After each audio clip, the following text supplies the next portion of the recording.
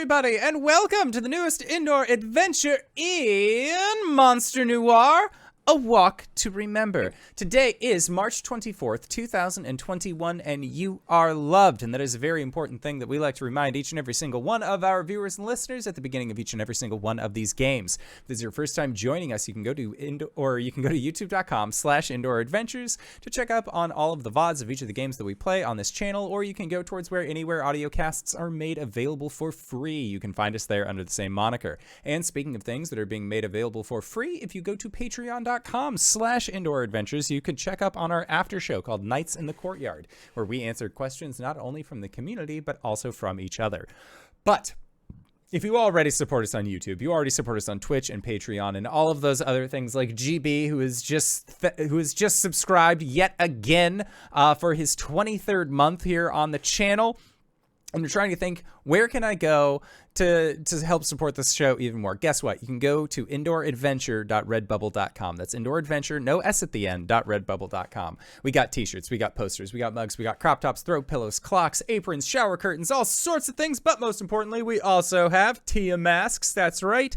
We have masks with the symbol of Tiamat upon them, designed by our very own Cyberwolf 1201, available in all 5 of her chromatic colors, with all of the proceeds going to Doctors Without Borders. So if you would like to help support a good cause or help support the show, you can once again go to indooradventure.redbubble.com. But that is it for my opening spiel. So, hey, Satan, who you playing today? Hi, everyone. I'm Satan, and today I will be playing my very loved Lilith, the vampire mobster, who, yeah, she doesn't like being in Siberia. She doesn't like being stuck there. No.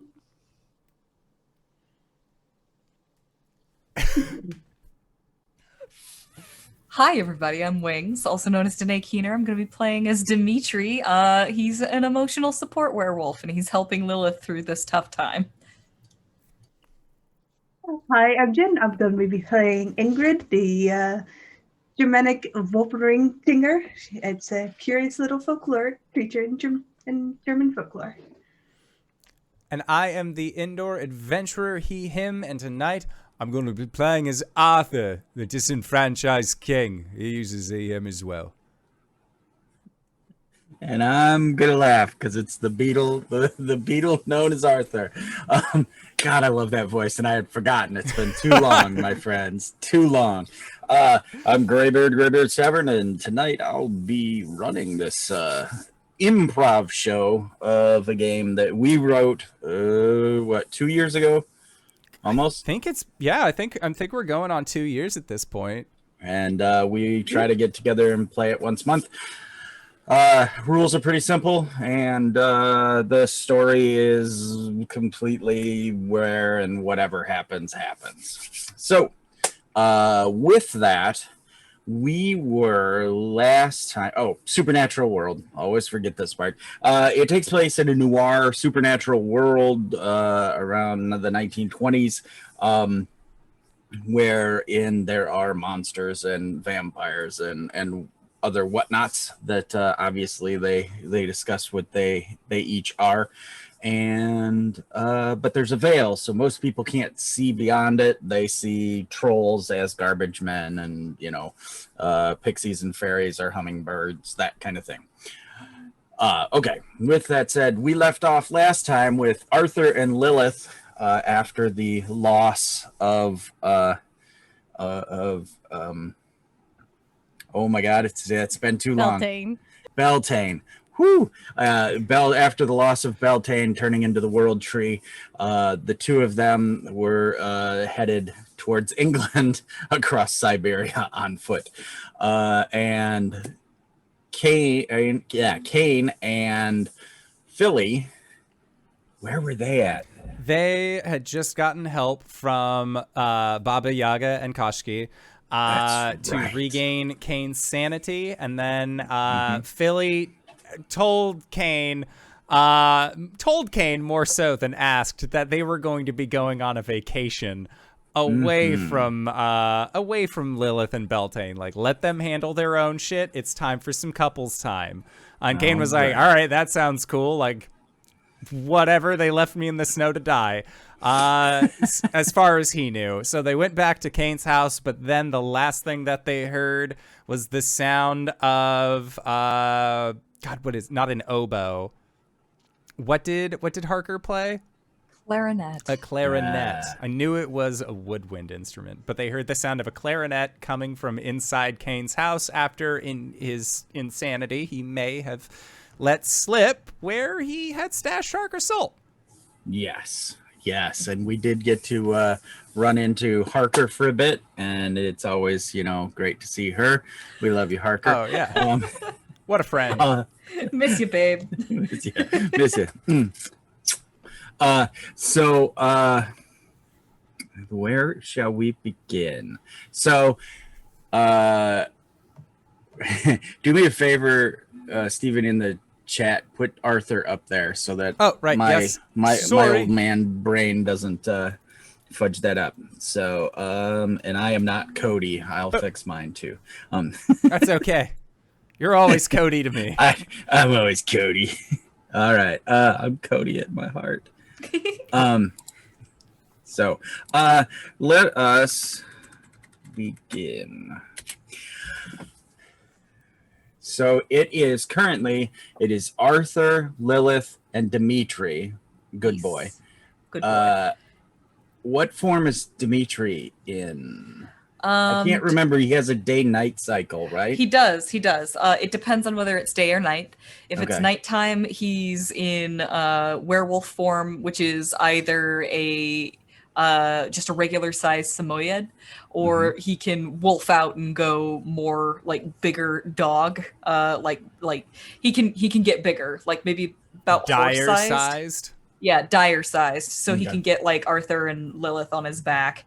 And during the day, he is a regular, like, kind of barrel-chested Russian human man from the shoulders down. But from the shoulders up, he's still a Samoyed.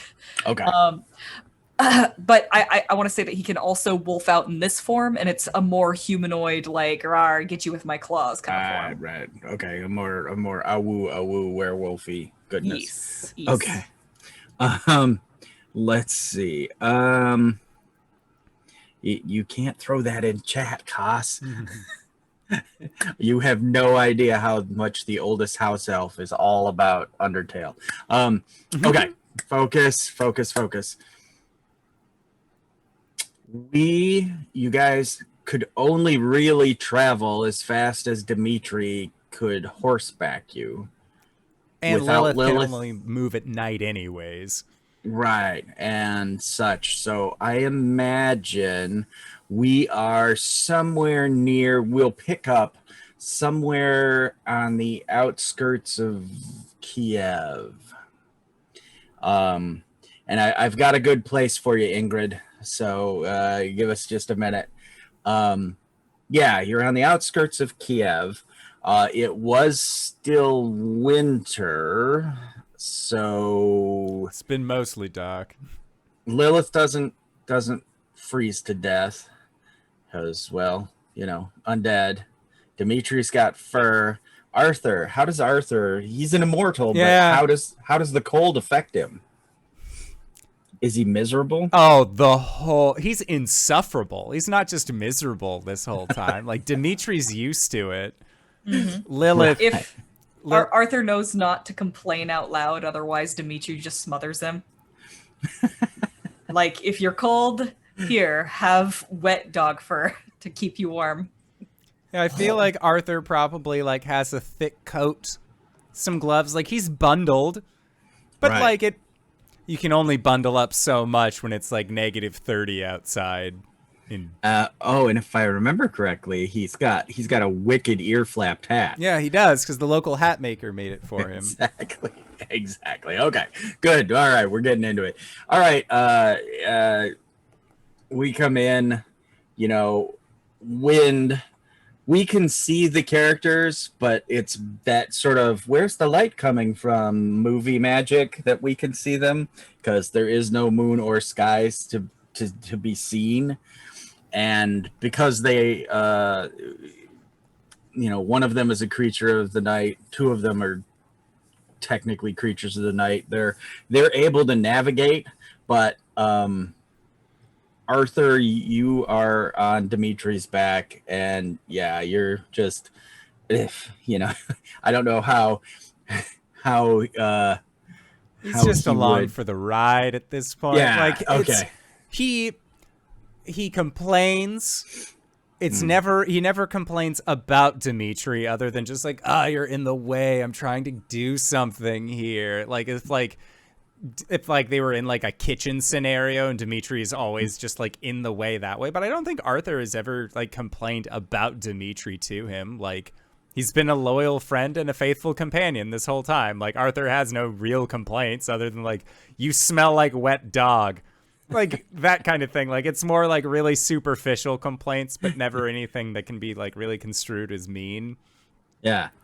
And Lilith, are you riding Dimitri, or just? I think Lilith would be walking or running alongside Dimitri, and like before they left the small town they were in, Mhm. she no longer looks like, because I think she was like a black dress or like as she always is, but this time it's when you look at her, it's actually very reminiscent of how Mishka used to dress. Oh. She Okay. has big white furs over her and is bundled up, and like all you see is like the face is like the pale face, the red eyes. She doesn't even have her lipstick on. Does she Ah. have like like a Oh. lower mouth cover kind of thing, so like you can't tell her lipstick's not on? Like the high brimmed or high collared coat that's Yeah, Yeah, it's like at first just bundling, so all you see is like wisps of like black hair on white skin and red Okay. eyes. And So yeah. and the fur tubular hat that was so. It is quite literally like a almost a fur pelt, had like a Ah. a covering and hood. Like, so it's a very fluffy hood, not like the fur hat. Like, she's not fancy. She's not. This is not fashionable. This is not fashion, Lilith. Okay. This is like, it's cold. Yes, I'm not gonna die from the cold, but I can feel this temperature cold. Right. So she's like bundling up. So it's very much reminiscent of how Mishka used to appear to her, which is like in a bundle of furs. Yeah. Awesome. Okay. And there is some trudgeability involved. Even with your undead form, snow is still snow. Mm-hmm. But yeah, so you're traveling along, and either through historical memory or preternatural sensation, you see this, rather large metropolitan area before you. It's a light that's kind of flashing between the sheets of snow that are coming across, and even at night you can see that there is smoke rolling from industry and houses. What do you do? She'll just point it out, and all you see is just like her pale hand just pointing at it. And I'd like to think she actually has kept her claws out the entire time she's out, so it's just a clawed hand pointing at it. And then just a pat on Dimitri's like shoulder, because he's so big now, to kind of like guide him to the side towards where it is. Boof. He goes that way. Awesome. Okay. You find yourselves leading into the outskirts of what passes for a metropolitan area in the 1920s. It starts off small, and as you're getting in towards in town, the streets are swept with snow, and yeah. Oh, what do you do? Where do you go? What do you? Is there like a cable car that's running? No. Not yet? Okay. No. It's the middle of the night. Okay, gotcha. It's probably been years since Arthur was here last, but he probably is just like, oh, I know an inn that has been here, like family owned for the last like several hundred years. I'm sure they're still in business. Their food was great. And like, I feel like it's like a smash cut of them standing in front of like a condemned building. Like, Oh. Okay, so the well, we could always just stay in here. Find a yeah. different inn. Let's say that the building was it was like a cobbler, a shoe cobbler's shop and residence.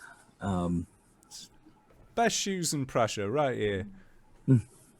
I think Lilith will just kind of look at him, and then just skirt around the building so it doesn't look obvious, and then just pick like a window that's been boarded up, and we just hear like just crack of like wood and splintering wood, and then she kind of looks to them and just points at the open window.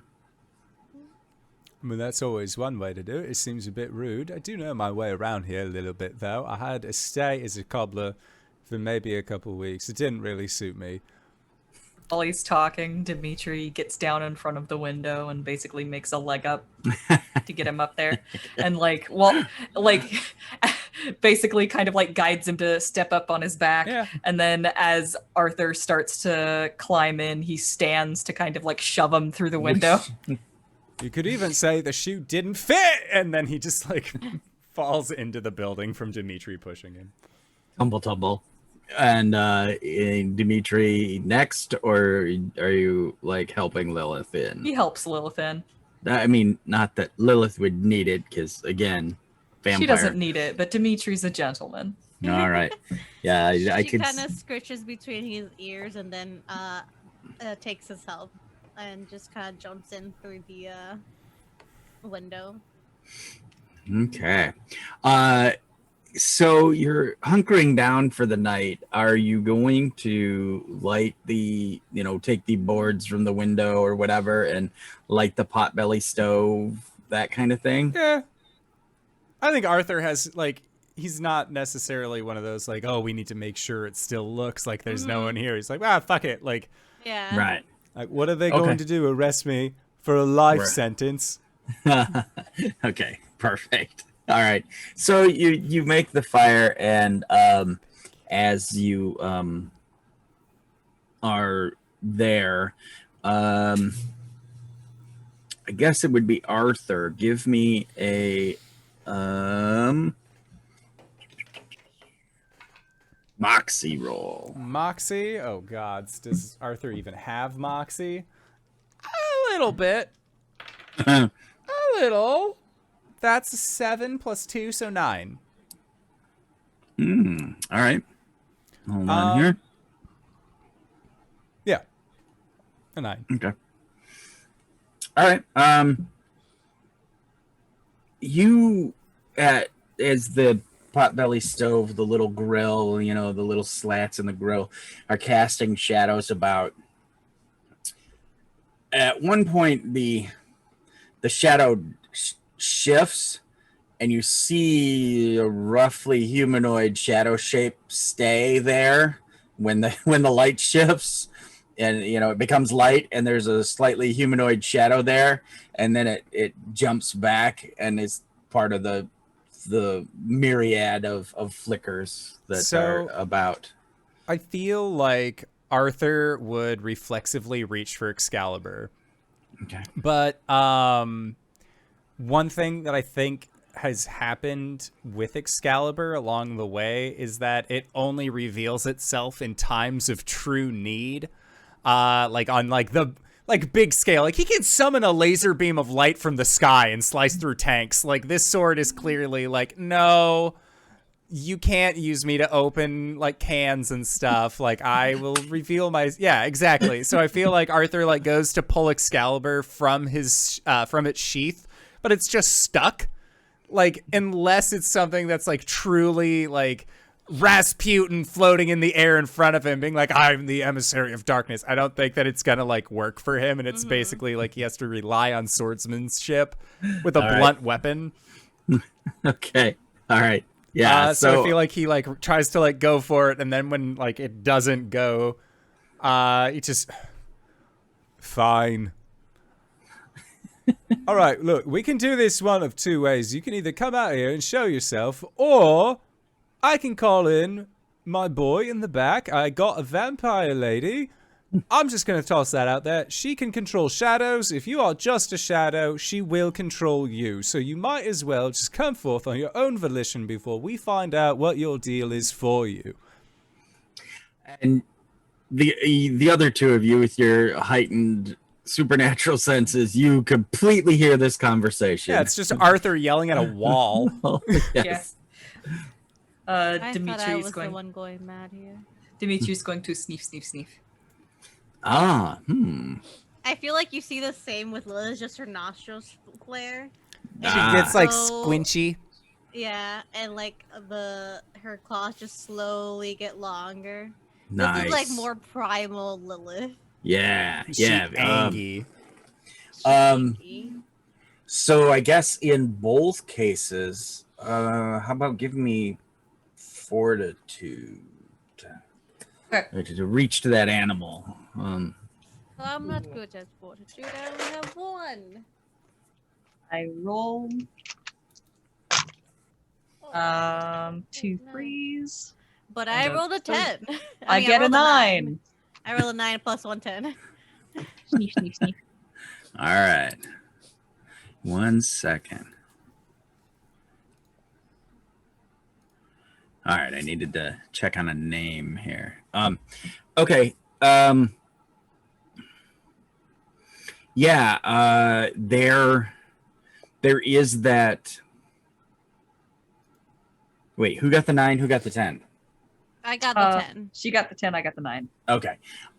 Dimitri, something doesn't smell right. It's old. Something old. But not like dusty old, like crypt old.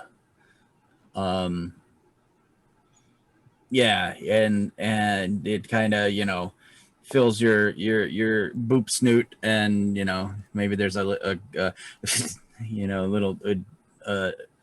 werewolf sneeze, and He sneezes all over Arthur's leg. okay, like a dog drool kind of sneeze. Yeah, well, like when a dog sneezes near you and then your leg is wet. Yes. Okay. Yeah. All right. My cat You- does you've been- that to me. You've been slobbered. Cat does a lot of things to you. Lilith,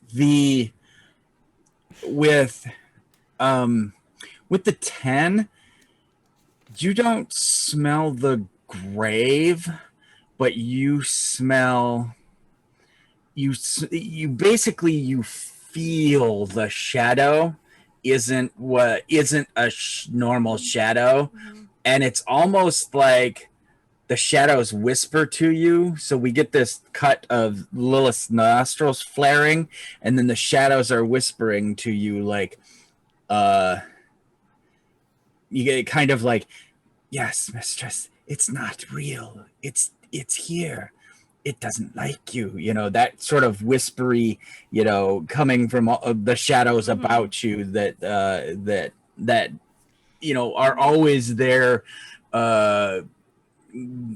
beheld to your charm shadows kind of thing, and they don't like this other shadow being there, but as soon as they're whispering it seems to disappear. It's almost like whatever shadow it was, because you rolled a 10, whatever shadow it was could hear the shadows talking to you, and so it fluttered away. Almost not like bat wings, but like a heavy curtain or sheets blowing in the wind kind of thing, with a fluttering snap. I don't know what it was, but it's gone. It's no longer here. Apparently, it doesn't like me. It's nothing new. I'm not gonna ask about particulars of he's sleeping in bedrooms all together, all that, because I want to cut smash to Yep. the morning. Mm-hmm. So Lilith, you have found the cobbler's cellar to make yourself safe during the day. And I'd like to open with kind of like we start in the cellar, and how does Lilith normally spend her day downtime? Like classic vampire sleeping type thing, or It's more of like classic Hollywood sleeping. oh With yes, the light. She's- Okay, have you watched? She's lounging. The Adam's Family Values. yeah, You yeah. know how Gomez is like waxing poetic at like Morticia while she's laying there, and there's like the eyes, the light Mhm. on her eyes. Yeah. We've kind of talked about this before, and yeah, the very black and white with the Yeah. framed lighting, and the hair is perfect though she's asleep. Okay, all right. Yeah. So we see that like in the basement, and even though you're in this rough outerwear, Mhm. you've got the hair and all is perfect, and the swoon sleep. And we start there, and we move up.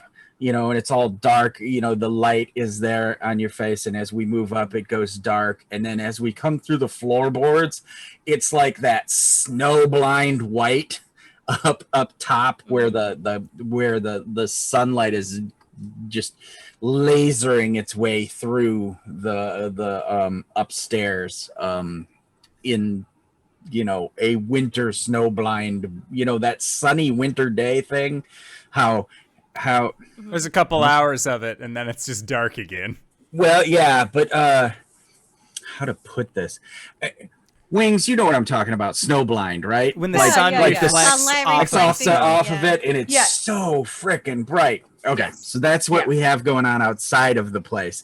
And as we come up into this brightness, the beam is coming through onto Dimitri, who's like curled up, good boy, sleeping on the hatch Mm-hmm. that leads to the cellar, kind of thing.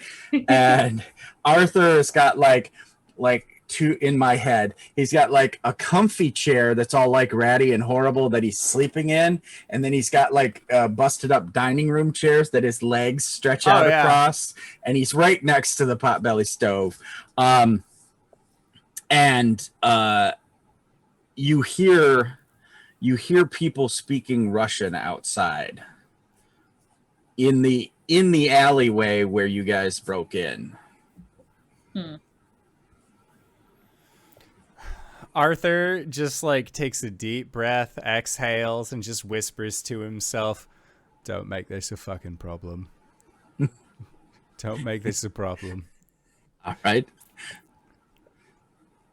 He just sort of like sits up a little bit, does like a big stretch. I imagine like he does like a little bit of like general stretching, rolling of shoulders, calisthenics, like as he's walking. But I feel like in his like however like 1,000+ years of life, he's probably mastered walking quietly on things. Okay. All right. So it's more just like him like kind of like pats Dimitri a little bit and like just finger up to his lips, or like do they do quiet coyote because he's doggo? Like Arthur like course wakes him up and then just like Of course they do quiet coyote. Awesome. And since it is morning, as the sun like scrolls across Dimitri, he stretches and he's now in his humanoid form. So he like wakes up, sees that quiet coyote from Arthur, and he just kind of like looks over to the door. His ears perk up, and he sniff, sniff, sniff. Like, what does he hear? What does he see? Like, does he believe these are mundane people? Yes. I'm just gonna say you don't smell anything untoward or supernatural. Right. Okay. And Dmitri does know Russian. He's from Russia. Right. What are they talking about? So it would appear that they are talking about someone has broken in.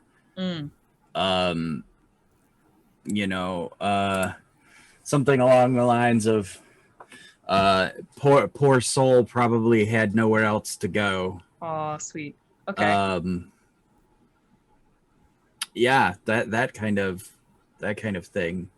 All right. And Arthur, you from inside the building or whatever, moving shadow to shadow, kind of stealthily moving along. They are looking in, and basically where you guys broke in the boards and stuff, there was no window left, so now there's like a small drift of snow underneath the windowsill. Yeah, I guess what do you do? I feel like Arthur doesn't speak fluent Russian, but like the Cyrillic alphabet is close enough to Latin that like he's able to like kind of read it sometimes. He can understand like bits and pieces because he lived in a Russian village for like the last while. He's not going to make himself known. Okay. Especially like if these are just randos outside, like just being like, oh, somebody inside probably froze to death. He doesn't want to be like, yep, everyone in here is dead. Move along. Like, yeah, exactly. So I feel like he'll probably just like wait with Dmitri and like give him a look where it's like, if they come in, we knock them out. Yeah. Like, and then pour booze on him. Like, that's like our standard. That's like the standard MO for Dmitri and Arthur, I feel. It's just like, if we just like pour some alcohol on these cold saps, then like they'll just wake up and be like, oh, I guess I was drunk. And like blood choking down. And yeah. Splash, splash.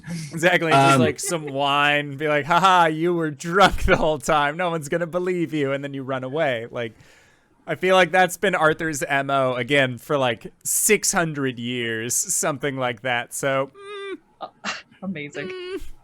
Somebody's going to catch on eventually. Eventually. I don't know how, like, Koss, what? No, they were drunk. What era, like, what era is King Arthur from again? Oh. Fuck.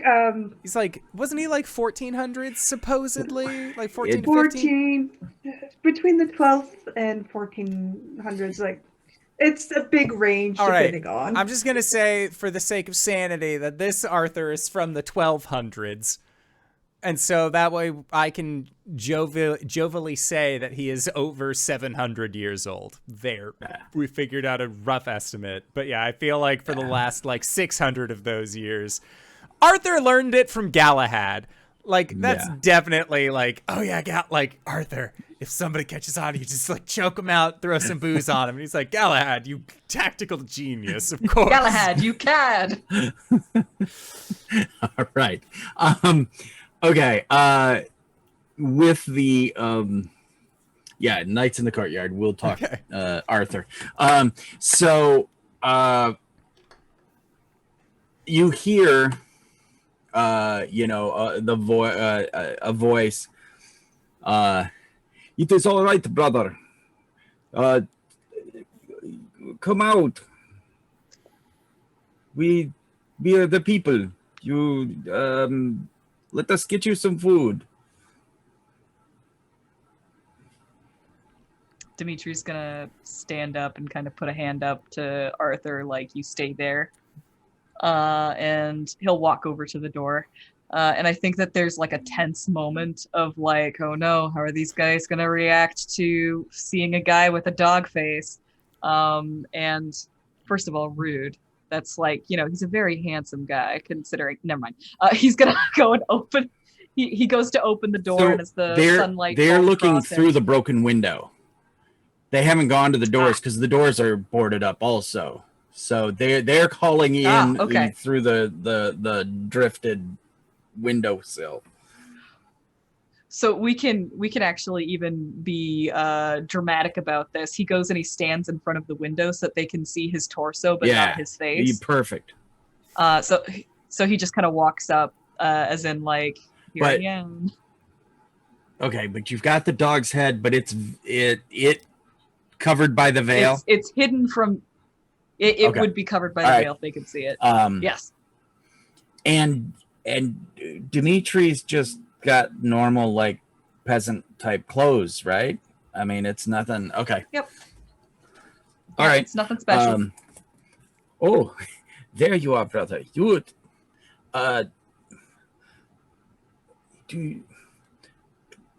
where do you come from? Seeing the non like churned out in a factory clothes, you know. Yeah, so right. Yeah, he'll just kind of like tip his head down and like a handsome like blue-eyed blonde like Russian peasant is peering back at them through the veil. And he just kind of gives them a look like and like taps at his throat like I can't speak. Poor thing. And they look at each other and one of them pulls like a tin of like sardines out and it's like you know, are you alone kind of thing as they hand the tin to you. He'll indicate that he's alone. Okay. They try to like coax you out the window. Like he won't come out. All right. You're not a transient all by yourself and like, you know, let people know that you're alone and then like put yourself in a vulnerable situation like that. He's going to stay in the building. He'll take whatever they give him, but he's not going out there. And they look worried to each other and one of them is, but the Cossacks, they will find this break-in at some point, and they will haul you off to the, and I forget what Russian gulag. They will take you to gulag. He kind of like sits there for a second, and he'll like tap his chest gratefully, and then he'll just disappear back into the building to kind of like be all like, I'll take care of it. All right. I guess he would one of them would say something along the lines of you know, if you'd like some warm soup, come to the chapel. You can't miss it, you know, kind of thing. Basically, you know, that kind of thing, and then he'll indicate that he's seen it and then give them like a vaguely religious gesture like, oh, thank you. Something you've seen Arthur do sarcastically that you think is like the actual way to do it. And then what's funny is that the people in the village always probably let Arthur like do his weirdness, because in the Orthodoxy they have an extra step. There's like, you know, I won't say it the way I learned it, but you know, do the sign of the cross. But I think there's an extra sign in the Russian Orthodox. I can't remember, but I'm pretty sure. So anyway, they kind of nod and they begin to mutter about, you know, we'll put some boards up against it later on today so it doesn't look like it's been broken into, you know, that kind of thing. And then they leave. Unless you guys are going to do anything with that, we're gonna go till nightfall and awaken Lilith. Yeah, I think if anything, like during the day, Arthur, like he probably like had like these guys fix up an old pair of shoes for him, and then he left and just forgot about it. But now he's like, he found his old pair of shoes and they're like his favorite boots. So like Aw. Arthur's in a good mood. Like, oh, I haven't seen these since like the 1700s. This is incredible. I can't believe They're they held on like to them. antiques. Yeah. In a glass case. Yeah, but he just like glass case away. My boots are back. Yep. above the knee, He's you new know, boot like goofing. yeah. New boot doofing. Something about Das King, you know, Yeah, something, you know, Like the rumored boots of one King Arthur. my grandfather's, you know, my great grandfather, you know, worked on these boots. Okay, cool. Okay, so no, not going to the church, just No, waiting for Lilith. Just waiting Perfect. for Lilith. Okay, night comes. Lilith, you arise. As you guys are, you know, exiting town, I assume during the day maybe you went and got some provisions or such, because as far as I know, Dimitri and Arthur still have to eat. Okay, and then are either of you giving Lilith blood? You want it? Is Or- it okay for her? I don't think she can. Arthur's blood ain't kosher. No, it is It's- kosher, and that's the problem. It is wholly ordained, and yours is werewolf. She has her soul back, so I don't know where she fits in all of this. Oh, Is she allowed to have? Is she allowed to have emotional support werewolf blood? Well, the thing is that we've decided that blood can have effects. What if we just like got her some blood sausage?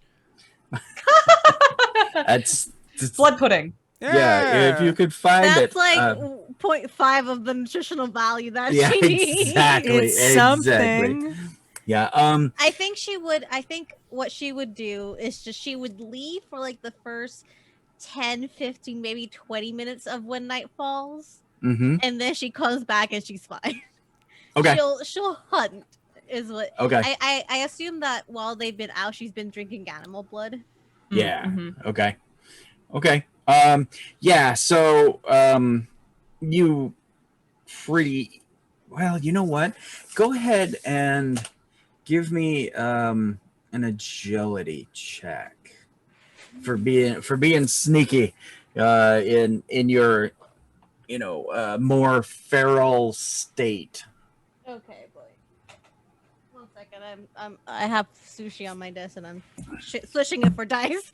Yeah. Oh fuck! These dice literally roll the same thing. Let me see. Agility. Oh, I don't have anything, so that's 9. Okay. So you find a person. Do you leave them alive? She would. Considering your madness and I whatnot. think she would, but just barely. And I think it's definitely a struggle for her to do so. Like this is the last sliver of her humanity that she's holding on to. Okay. When it breaks, I don't know. All right. And it would be interesting to roll for that, but I don't want to. I want to move the story in a direction. So we're gonna say that yes, this individual. Now, did you charm them?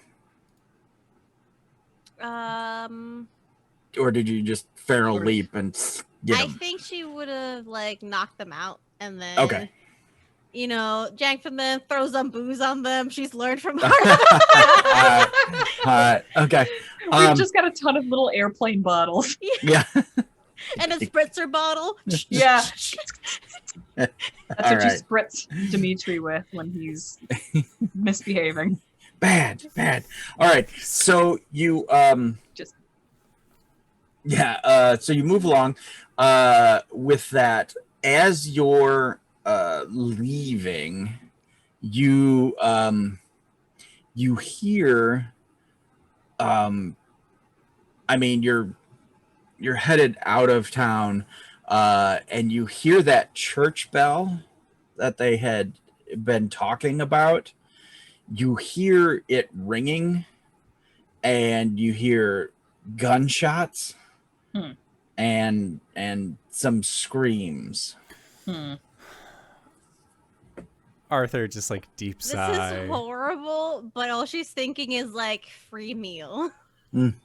Arthur does a deep sigh, and then the camera kind of pans over, and Dimitri's already running in that direction.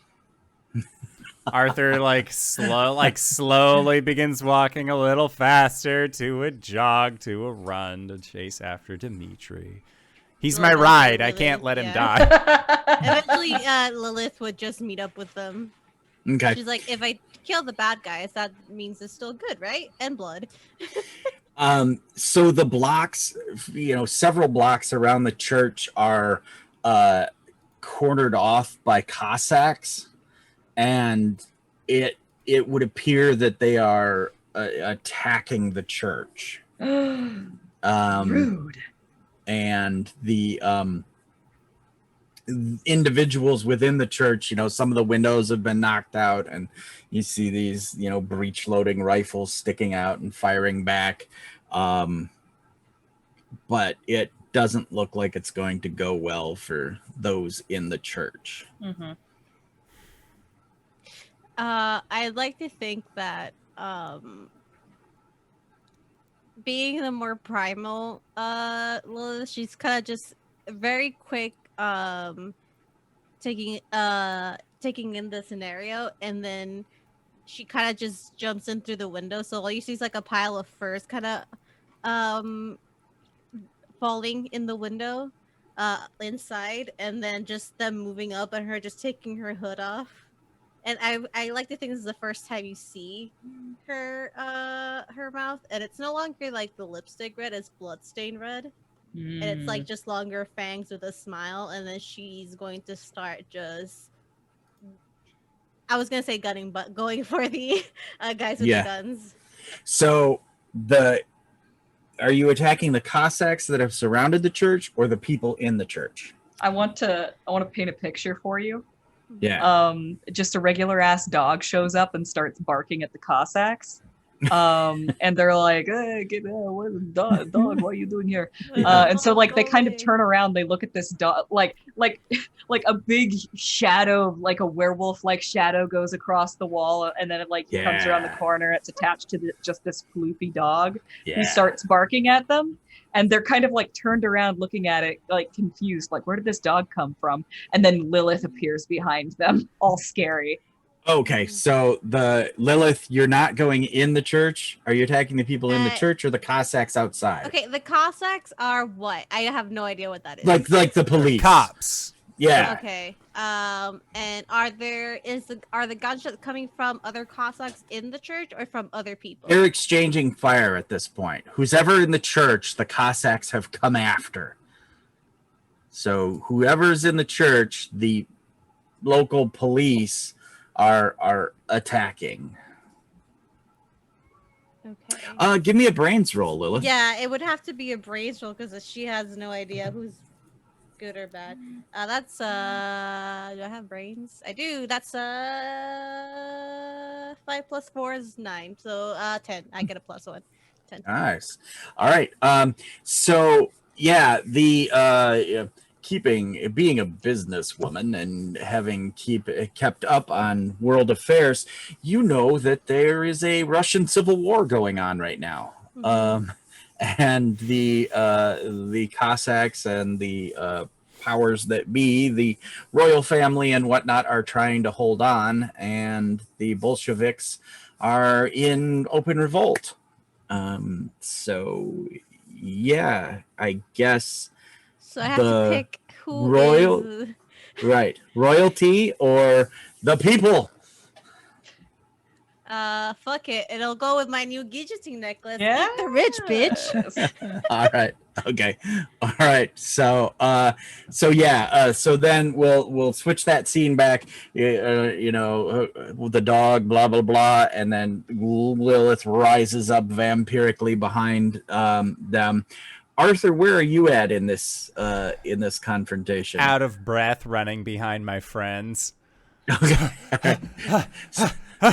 Arthur is instinctively going to be going into the church to see what the deal is.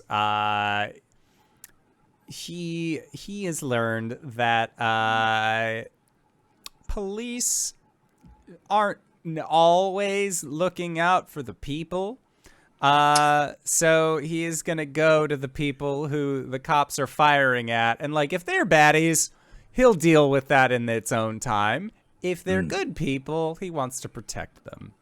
All right. So, so you have known quite a few corrupt shire reeves in your time. Few sheriffs that Yes. may or may not have messed around with a certain Robin of Locksley. That were Oh my exactly. The Yeah. sheriff I know- of Nottingham. I know the sheriff of Nottingham. He's a rat, and he steals money from people who have their feet in casts. We're rat, but yes, not very nice.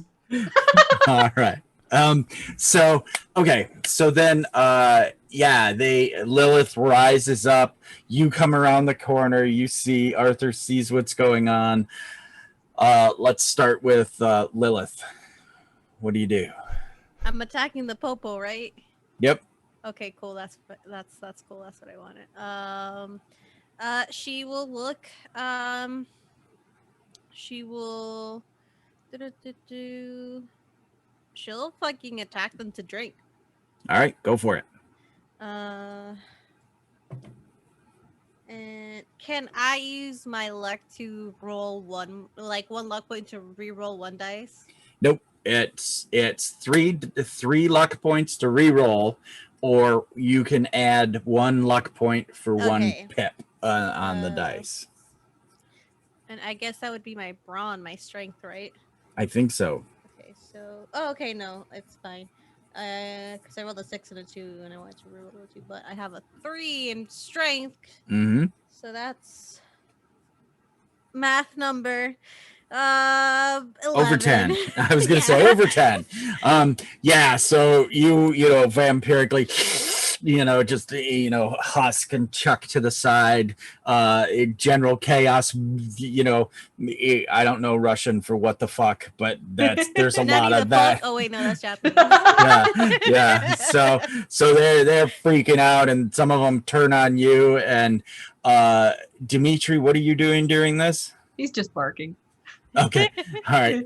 But what form are you in? Dog form. Like normal dog or big dog? still normal dog. Okay. He's trying to be as distracting as possible. Okay. All right. So like he'll like bark, or he'll like run up and like grab somebody's leg and just like. Pull but, on like, pants. But he's not going full on beastie quite yet. Okay. All right. Arthur, this gives you the opportunity. Roll me an agility to get into the church. Mhm.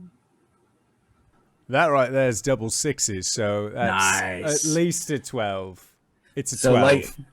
like a shadow, you slip into the church, and basically they see someone come running who's not in a Cossack Q-tip black hat, and they're like, come on in. They like try to get you inside. And they pull you through the door, and they're like, oh, welcome. A sword? It's sword. It's more of a stick at this point. What's the problem here? They have found us. So found who? Who are you? I just figured you're inside the church. It's probably God and stuff. The people, the People's Army. All right, who are you rising up against? And they list the royalty, the Tsar and such. Have they done anything wrong? Oh, basic. I mean, I feel like Dimitri would have very strong revolutionary sentiment. I didn't know So- if he would, because we've been out in the boonies for. Sure, but he's got family out here, man. Oh, okay. So you'd have to know that we're coming out of World War One. Yeah. And the Tsar was just like, throw more people at it. I mean, duh. You know, Yeah. this The is Russian the way Revolution this is a works. very fun point in history. Exactly. Uh, This is where you find out that Dmitri was out in Siberia because he got He got exiled banished by the Gulag. for being Right. too handsome. That's right. For being too Yeah, so I feel like Arthur probably knows what's going on. And then it's like, yeah, I didn't like the way that they were doing things either, but they're just gonna start shooting you. He gives you, you know, that enheartened, you know, revolutionary sort of, you know, dogma, you know, that if we don't stand up now, we will be under the boot heel of the Tsar forever. All right, well, how about this? If you're successful, when England calls, will you help? I'll help you. They're looking at you like, when England calls. I might need something down the line, and I'm the true king of England, so I figured might as well set my bases now. Blink, blink, blink. I feel like they would just start like laughing at him if anything. Literally, if they weren't being shot at, yes. Yeah. Still like, sure, crazy man, sure. Yeah, exactly. All right, I'll hold you to it. So that's basically how it goes back and forth, you know. Yeah, so, you know, a guy in a nicer suit and stuff, you know, he shakes your hand like, okay, yeah, sure, Arthur, King of the Britons, you know, sort of thing. And then they're like, if you need a gun, there's some there. And you literally see like a pile of hunting rifles and whatnot on a table.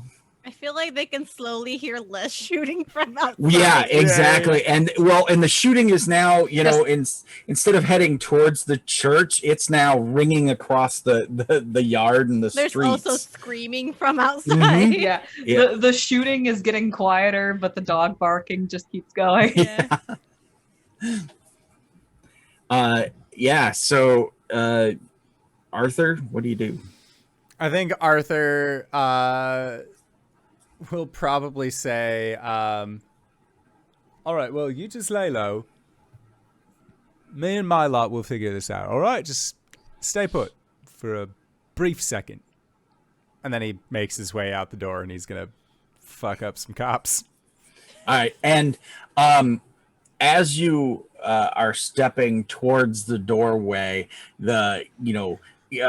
Excalibur is like, you know, you could just feel its power rising. Do you draw it forth as you step from the church? No, because I feel like Excalibur is like, there's a little bit of charge to let him know, like, hey, we're in God's house. You want to talk to the big guy? Like, Right. No, I'm not going to. Okay, all right. But I feel like he's not able to draw it still. Like, this isn't Okay. a moment of true need. Like, this is just dealing with some petty thugs in Arthur's mind. Like, if there's like a floating magic man summoning darkness, then Excalibur's like all ready for it. But right now he's just skilled with the training sword. Okay. All right. So you come out, and Lilith is shredding Cossacks, but they're starting to, you know, converge that direction. Like, you know, who is this mad woman who's, you know, basically Ripping shredding throats people? out. Yeah, exactly. I feel like let the others have a moment to deal with the Cossacks. Mm-hmm. But leave one for Arthur, and that's how he will rejoin the group. Okay. Yeah. All right. So Lilith, let's do a fortitude roll, because I'm assuming. Okay, let me put it this way: is Feral Lilith fighting like a beast, or is she fighting like a superhero? You know, No, she's fighting like she's it's a mixture of her fast movement going Mhm. from body to body, Yeah. and like literally like it's not like, oh, I'm gonna drink your blood. It's like I'm gonna bite into your neck, drink blood, and rip your throat out. Okay. Yeah. And so there's like gouting bodies Yeah. laying about and whatnot. And so yeah, so you're like taking bullets and such, but we're gonna go back and forth. So give me a fortitude and we'll see how the general melee versus this unit of Cossacks is. Uh, 8. 8. Okay. Yeah, so like I said, you're taking bullets, and so you're with the blood you're taking in and expending, you're not really gaining much Yeah. in the way of stuff, but you're not dying. Yeah. You know, you're It's you like know, she feeds and she's like, oh, I feel much better. It's like, oh fuck, what bullet one? She'll feed again. It's like, oh, I feel better. yeah, and so like, you know, bullets are popping out and it's healing over, and then, you know, yeah. So and then bork bork bork bork bork bork bork bork bork bork bork, you know, a lot. And He's just trying to be distracting. Right. He'll and he knows that Lilith needs to feed. yeah. So he's letting her have this opportunity, and he'll jump in if she needs help. Okay. All right. So like maybe that one that's like, aha, about to get her with a bayonet or whatever, you Yep. like, bam, knock him down or, you know, pull him aside real quick and get his attention for a moment. Like, Drag him by the grab- leg. Grab his elbow so that Yeah. like the gun shoots wild, and then she turns around and rips his head off. Like, Yeah, all right. And Lilith and Arthur? ripping head offs is it's a beautiful combination. Mm. yeah. So Arthur is still unable to draw Excalibur, but I feel like this Cossack is like looking at Dimitri, looking at Lilith, watching all of their cop buddies get taken. And Arthur has learned a thing or two about sword fighting. Specifically, when fighting with a sword, you don't need to use the blade in order to inflict what is known as a murder stroke. So my. Arthur is going to flip his sword upside down and then reach out almost like it is a pike or a war pick and use the cross guard of Excalibur to just sink into the shoulder in the meaty part of this Cossack. Because, like, they don't wear armor anymore. Exactly. What idiots! This sword is incredible now. And so, like, Arthur, like, you just see, like, the hilt of Excalibur, like, sinks into this dude's shoulder, and Arthur just tears it down. So any kind of, like, muscle or bone that would be back there is all just getting brought down with this guy. Okay. And then, like, pulls dude down onto the ground, and then just, like, bam, like, uses the butt end of Excalibur to just knock him out. Like, Okay. he's gonna bleed out. Like, that's what he's gonna try and do. Yeah, Pour some alcohol on him. Yeah, give me He was drunk. give me a brawn. Yeah, we're pretty much gonna play it out that way, but give me the 11. brawn just so we can see. Okay, yeah, it definitely happens that way.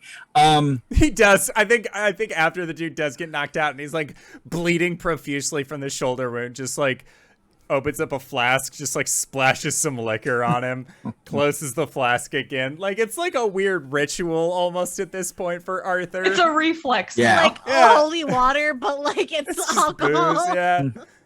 Okay, so yeah, and the people in the church, you know, rally around this, and they come out and they see the devastation, and you hear further off like almost like a air raid siren, like, and it's coming closer, coming in, and the people who are leaving, you could see they're like carrying what they can, and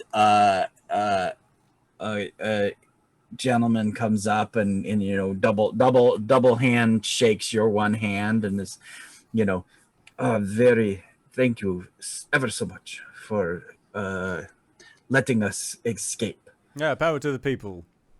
And he says, Arthur, King of the Britons, I Vladimir Lenin, appreciate you. and he, like I said, double shakes your hand, and then as he's leaving, someone jokingly says, "When England calls," and slaps Lennon on the shoulder. And but Lennon doesn't laugh. They're heading away, but whoever it was who slapped him on the shoulder is, like I said, believes it's a joke. Does he have a very strong mustache? Oh yeah, the start of one. No. That's Stalin. Time. That's Stalin. So anyway, yeah. So you guys have helped save Lennon. All right. You know, since you're Ringo Starr, we gotta save John. No. Okay. I was gonna say, I feel like Arthur's probably like, all right, banshees are coming. We should probably get out of here. Like hearing the sirens, like he doesn't know that they're coming from like a car or something. Perfect. And with that, we'll sort of scene wipe, because I want to get to this, because I realize that I get caught up in things and I wanted to move things along. But I really, that was one of my two things that I wanted to get to tonight. So I'm glad that you guys went after the church and didn't just walk away. Yeah, we'll scene wipe the three of you walking through the forest. It's, you know, the trees are like black walnut. It might be a black forest somewhere in, you know, Germany. Yeah, so you guys are walking through the Ardennes, the Black Forest of Germany. You've made your way from the Siberian plain. It is indeed winter still, so these stark black trees are sticking up. It's night, but we get that comic book sort of noir, you know, harsh black trees. Yeah, they have outlines. White snow. Yeah. And again, the weird god light from nowhere, because it's a movie and we need to see. Yeah, so you're walking along, and Kos, how do they meet you? There's a very small voice that kind of comes from behind Dimitri that says, "Don't touch my stuff." And then a voice appears in front of them that says, "Don't touch my stuff." And then smacking into Arthur is a rabbit-shaped bundle of just pure fury, and you hear in your head, "Don't touch my stuff," as a paw just kind of smacks your face. Sorry. That's... I'm sorry. I haven't touched anyone's stuff other than mine, and my stuff I touch regrettably. Who are you? Dimitri's just sniffing around, trying to find out where this is coming from. The creature bounds away from Arthur and lands in front of Dimitri. "Don't touch my stuff!" Baps him on the nose. I feel like really quickly there's a hand that snatches the creature by like the scruff of the neck. Can you be snatched? You not Maybe. Like teleporting or something like that? Ingrid's very fast, so let's see. So is Lilith. Let's roll off. Agility versus agility. Who is faster? Lilith or Bugs Bunny? Well, 9. All right. Yeah. And Lilith, you get like branches and snow, and it's like a shock. Like, what the hell? I like the image of like the hood of the thing does the weird come across the eyes, and the eyes get, you know, and the empty just claw there. Yeah. Yeah. So Ingrid, what do? You bopped away. You were like, bops away, then sits on top of Dimitri facing Lilith. "You can't touch my stuff. I like you." And kind of pats her hand gently. What does Lilith see? You see a body of a squirrel, tail of a rabbit, head of a rabbit, antlers, wings, and 2 sharp pointy fangs out of a creature that's probably no bigger than a flopped-eared rabbit. I think Lilith will kind of squat in front of Dimitri, and then just kind of put like a hand out slowly, and then just kind of like, boop. Yeah, Rubs her little nose and rabbit then nose.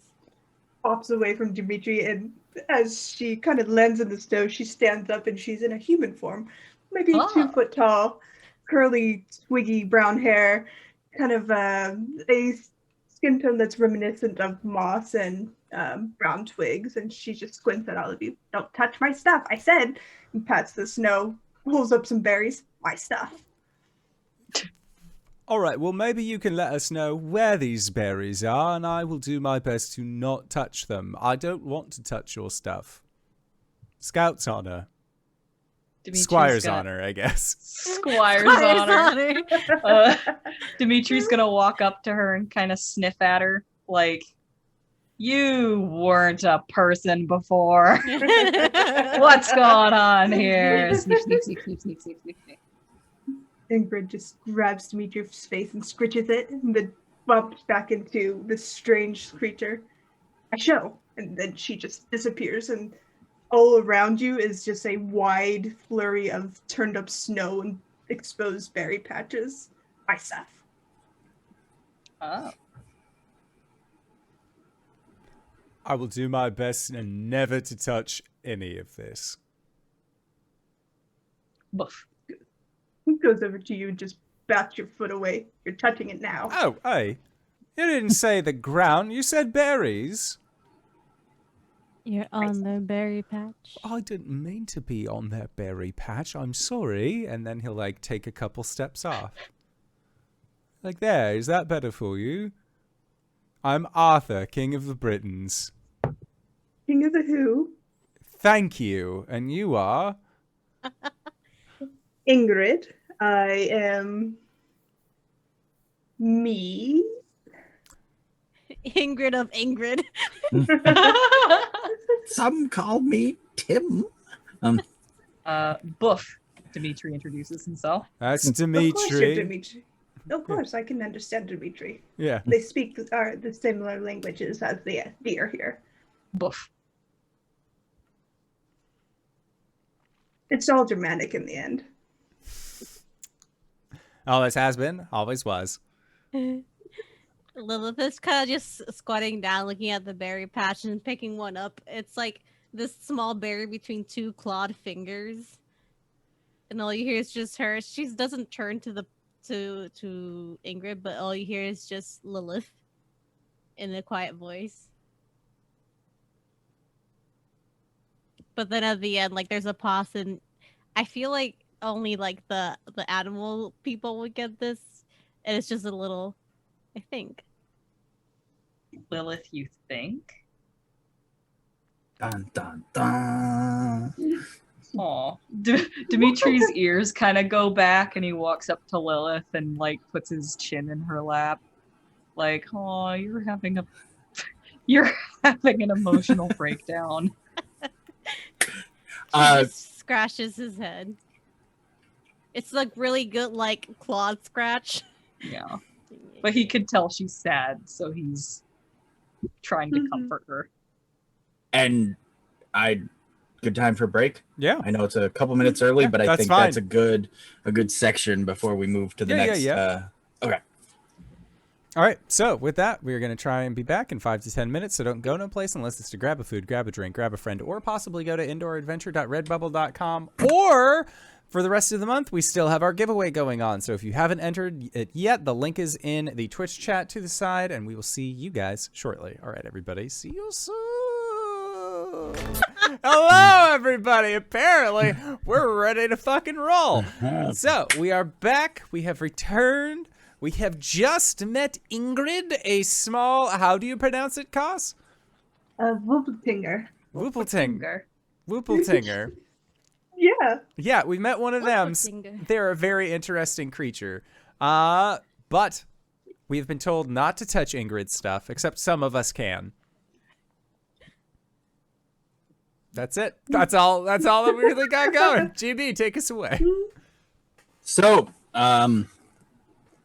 come back into the scene. How far does your stuff stretch, Ingrid? He has a good mile on a berry patch she's cultivated for some time. She's very proud of it. This is her berry patch, and she will fuck over a deer if anything tries to take it. All right. Now the trick is, how do I work you into this? Well, they need to be at least escorted out of said berry patch. And so let's, I guess, pick up from, I guess, there. Let's, Ingrid, Lilith, having bad day, emotional support werewolf, and Arthur trying not to step on the ground. It's a lot harder than you'd think. Like, I used to have a pair of boots that would do that kind of thing for me, but I lost them, I think. Maybe cards. Might have gambled them away. I don't remember. But you've got these. Dimitri says wearing boots on his paws. These boots I did forget about, and then I remembered that I had forgotten about them about 5 minutes before I saw them, and they fit like a glove. Absolutely wonderful fit. Still has like the grooves from where my feet were all that time ago. Is that rabbit fur? You know what it is? Dimitri says boof, which translates to boots are like gloves for your feet. No, they are. Ingrid will nod. That's right, Dimitri. You are correct. Boots are like gloves for your feet. I feel like the camera pans over to Lilith's feet and she's just barefoot. All right. What do you do? Ingrid pops out of her human form and back into her creature form and just kind of scrambles up to Lilith and kind of pats her leg. I'll show you. So you don't step on my berries. All right. I feel like her white fur now has like patches of like slightly pink where she tried to wash out the blood. Nice. Ingrid would hold her squirrel paws up to Lilith. I could fly, but you're tall. She will pick Ingrid up, look at her, and then just put her into her hood. So down into hood. All right, so you just keep going that way. Points. Lilith just looks at Arthur that way. I can understand the creature. You don't need to translate that one for me. Boof. That one, yes, sometimes. We have an understanding. Boof. I don't think Dimitri agrees with that statement. What, that we have an understanding? I thought better of you. Boo! Dimitri demands more treats and belly rubs. Belly rubs would be fine if I know that he didn't turn into the torso of a regular-ass man in the middle of the day. I have needs, Arthur. We can talk about, you know what, we both have needs. All right, this isn't about you. Abs xylophone. All right. We have talked about this. Not around others. And then Lilith's just walking away with Ingrid. What happens in Siberia stays in Siberia. All right. Oh my god. Yeah, as you're walking out of the proverbial forest,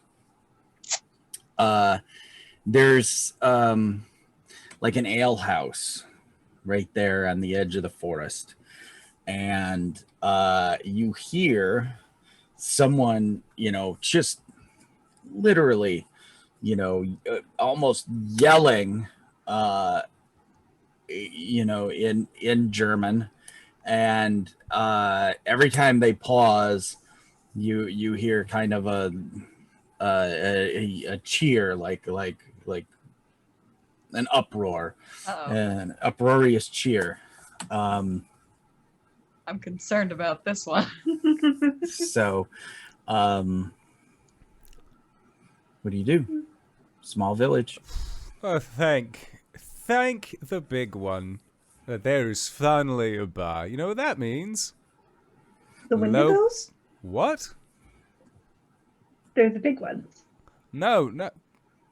What? No. The kobolds. No, the guy up there. He's always like Arthur. Leshy? Imagine Leshy, but like a big painting in the sky that can talk to you, that like moves clouds apart to like tell you the things. giants. Like Sorry. that, yes. World. I'm sorry, is this the Monty Python god that's commanding you? Look, our feeble minds cannot possibly fathom what God looks like. I see. Or, So- how he might smite you with a foot. Or she. We're Or not they. playing they, the big one. However, it appears to Arthur, yes, I would say the Monty Python one, because that makes me smile a lot. You have Arthur, you have the bunny, the fangs, look at the bones, man. Yeah, Look at the berries, man. It's like a painting of a man, but the lower part moves up and down when he speaks, rather than normal. It's very disconcerting. Exactly. Lilith would look at Ingrid and say, "It's some sort of new religion." Oh, no. I mean, I've been in this force only 200 years, so I don't know. I keep berries. Absolute child. I mean, sure, says the man wearing rabbit furs. Look, You could be wearing wolf furs. They're much better. how dare you? Dimitri is right there. Dimitri's a good boy. Boof. Just head scritches. I like the concerned buff. That was beautiful. I love that Dimitri's entire Wing's entire line, except for maybe 2 lines in this entire night, is gonna be boof. Boof. It's Groot. It's like when Nights in the Courtyard remind me of that. Okay. Small village, ale house. Ale house, ale house, ale house. We need to restock in case we need to knock anybody out. Oh, if you go into their basement where the mice live, you can just take a whole bunch. How about... I don't believe that I can. However, you seem like you are quite skilled in making sure people don't touch your stuff. So... Well, that's not Why my don't you stuff, go- and you're why don't you king of go- the Brits. I am the king, but it's been a while since I've held any kind of titleship. So... What Can't you waggle your king title at them? The sword does not like to show itself unless it is absolutely needed, which has been honestly He has quite annoying. performance issues. I do not have performance issues. A little bit. Dimitri. I have some performance issues. It's hard when people are watching. Now, I could smell like a skunk, if that's what you want. that could be useful. I think. Can you turn invisible? Kill the tavern. What? No, we're not going to kill a tavern's worth of people unless we get in. They're all fighting a bear or something, and the bear hasn't agreed to the fight. So let's just go in, see what all the ruckus is about. Best case scenario, we ask some mice. We get ourselves a little refresher on Galahad's nightcap. Mm-hmm. Who's Galahad? It's an old friend of mine. He's been dead for years. Don't worry about it. Oh, a skeleton? No, I mean, yes, Zombie. actually. No, not a zombie. Last I checked. Vampire. No. No, that's me. Yes, you're very nice, though. Yeah. A So ghost. as you approach We're the walking and talking, yeah. yeah, as you approach the alehouse, we see Arthur in with the veil swept aside, as the Excalibur has a presence, he has a presence, probably followed by Lilith, who is a bit bestial. Wild beauty, let's Yes, say. there, nice. I like the wild beauty, with no shoes. No. uh, She can run easier on the yeah. on the snow. Yeah, it's awesome. And then with Ingrid snuggled in her hood, and then last but not least, Dimitri in dog form. Are you big dog or normal dog? Small dog. Okay. Yeah, and as we're seeing you approach the door, like in profile like this, when the door swings open, it's shabby Russian peasant followed by a beautiful woman, probably with the veil covering your feet and making you look a little less wild beauty, more of a little unkempt but beautiful. It would be Lilith on a weekend Sunday morning, just waking up. That sort of, a little disheveled but still there. And then of course a dog. And as you guys walk into the thing, someone barks out in German that basically, what the hell are you bringing a rabbit and a dog in here for? No dogs allowed. Then why are you here? Oh, Snap. Basically it's my tavern, kind of thing, or my ale house. And again, at the end of the hall, the ale hall, a man is speaking in German, and he's saying how this great nation, the anarchists are destroying it. We need to stand up and fight against the tyranny of these rebels. I mean, look what's going on in Russia. The anarchists are tearing down all the great establishments, and they won their war. They won their war, and yet now their country is falling apart. That will happen here if we allow these anarchists to continue. That kind of thing. But yeah, he is like, the tavern owner's like, shh, they can stay as long as they don't bother anyone. That thing doesn't bite, does it? No, he's very well trained. Dimitri, come Placid here. facial expression. Now, hold on. Just demonstrate. Dimitri, shake. Puts his hand up. Yeah. And then he'll like fake aim a bow at Dimitri. Mm-hmm. And I imagine it's like Dimitri stands up, Arthur shoots it, Dimitri like falls over.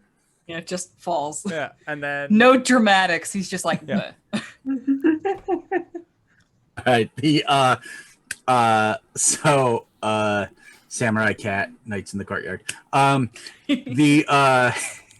The tavern owner's like, okay, tricks after the speech is over. What can I serve you up? whatever you have that's cheap. And he kind of like rolls his eyes like, why? Yeah, I should have expected from peasants. I think Arthur would probably say the head pitcher. Because like if you've worked like some places, if you work in a bar, like when you scoop the head off of beer, you just toss it into a bucket.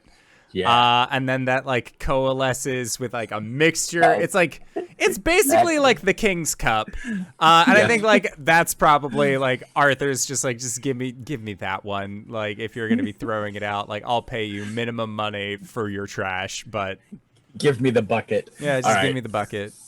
All right, yeah, and it is literally like a tin pail, and he looks at you funny and puts it there, and it's like a pence, Yeah. it's nothing. He slides the coin aside and looks like It is like Arthur like reaches into his pocket and he has like 2 half pences and a ball of lint that he like sets on the table. Okay. Like he has money, but he knows it's better to just like, if they're not going to be here long, he just wants to get a little buzz on, just buy the shit beer. Dimitri like paws at you. Yes, you can drink out of the bucket. He gets the pooch tax first couple of slurps. Yep. And then the rest is yours. Yeah. It's the oldest tin bucket down, and Dimitri I just said it. I tilted a little. I'm not gonna like make him exactly do it. Like obviously, like you've got a bucket to drink out of, and like I just like so like bartender's there. Arthur is just like tilted bucket for this wolf to drink out of, and then looks back at the bartender and be like, "How else do you think I'll get him to do all those stupid tricks?" And the bartender is smiling. His cheeks are rosy, and he like puts the towel on his shoulder and moves down the thing. Like, it's oh my for god, him than it is for me. Oh, I guess he would have looked at you, Lilith, like, what do you want to drink? Souls of the innocent. The blood of the innocent. Satan. Uh-oh. Did she freeze? I think she froze. Oh no. Oh, okay. No. All right, She well, looks so stoic. I know. Oh, I'm she's so there. sorry, what happened? I The bartender asked you if you wanted anything. You were so still. It looked like you were frozen in frame. Yeah, we literally thought you were frozen. No, that's funny. That's what happens when I space out. I just stay still. She'll kind of look him over for a moment and then just say, "No, nothing."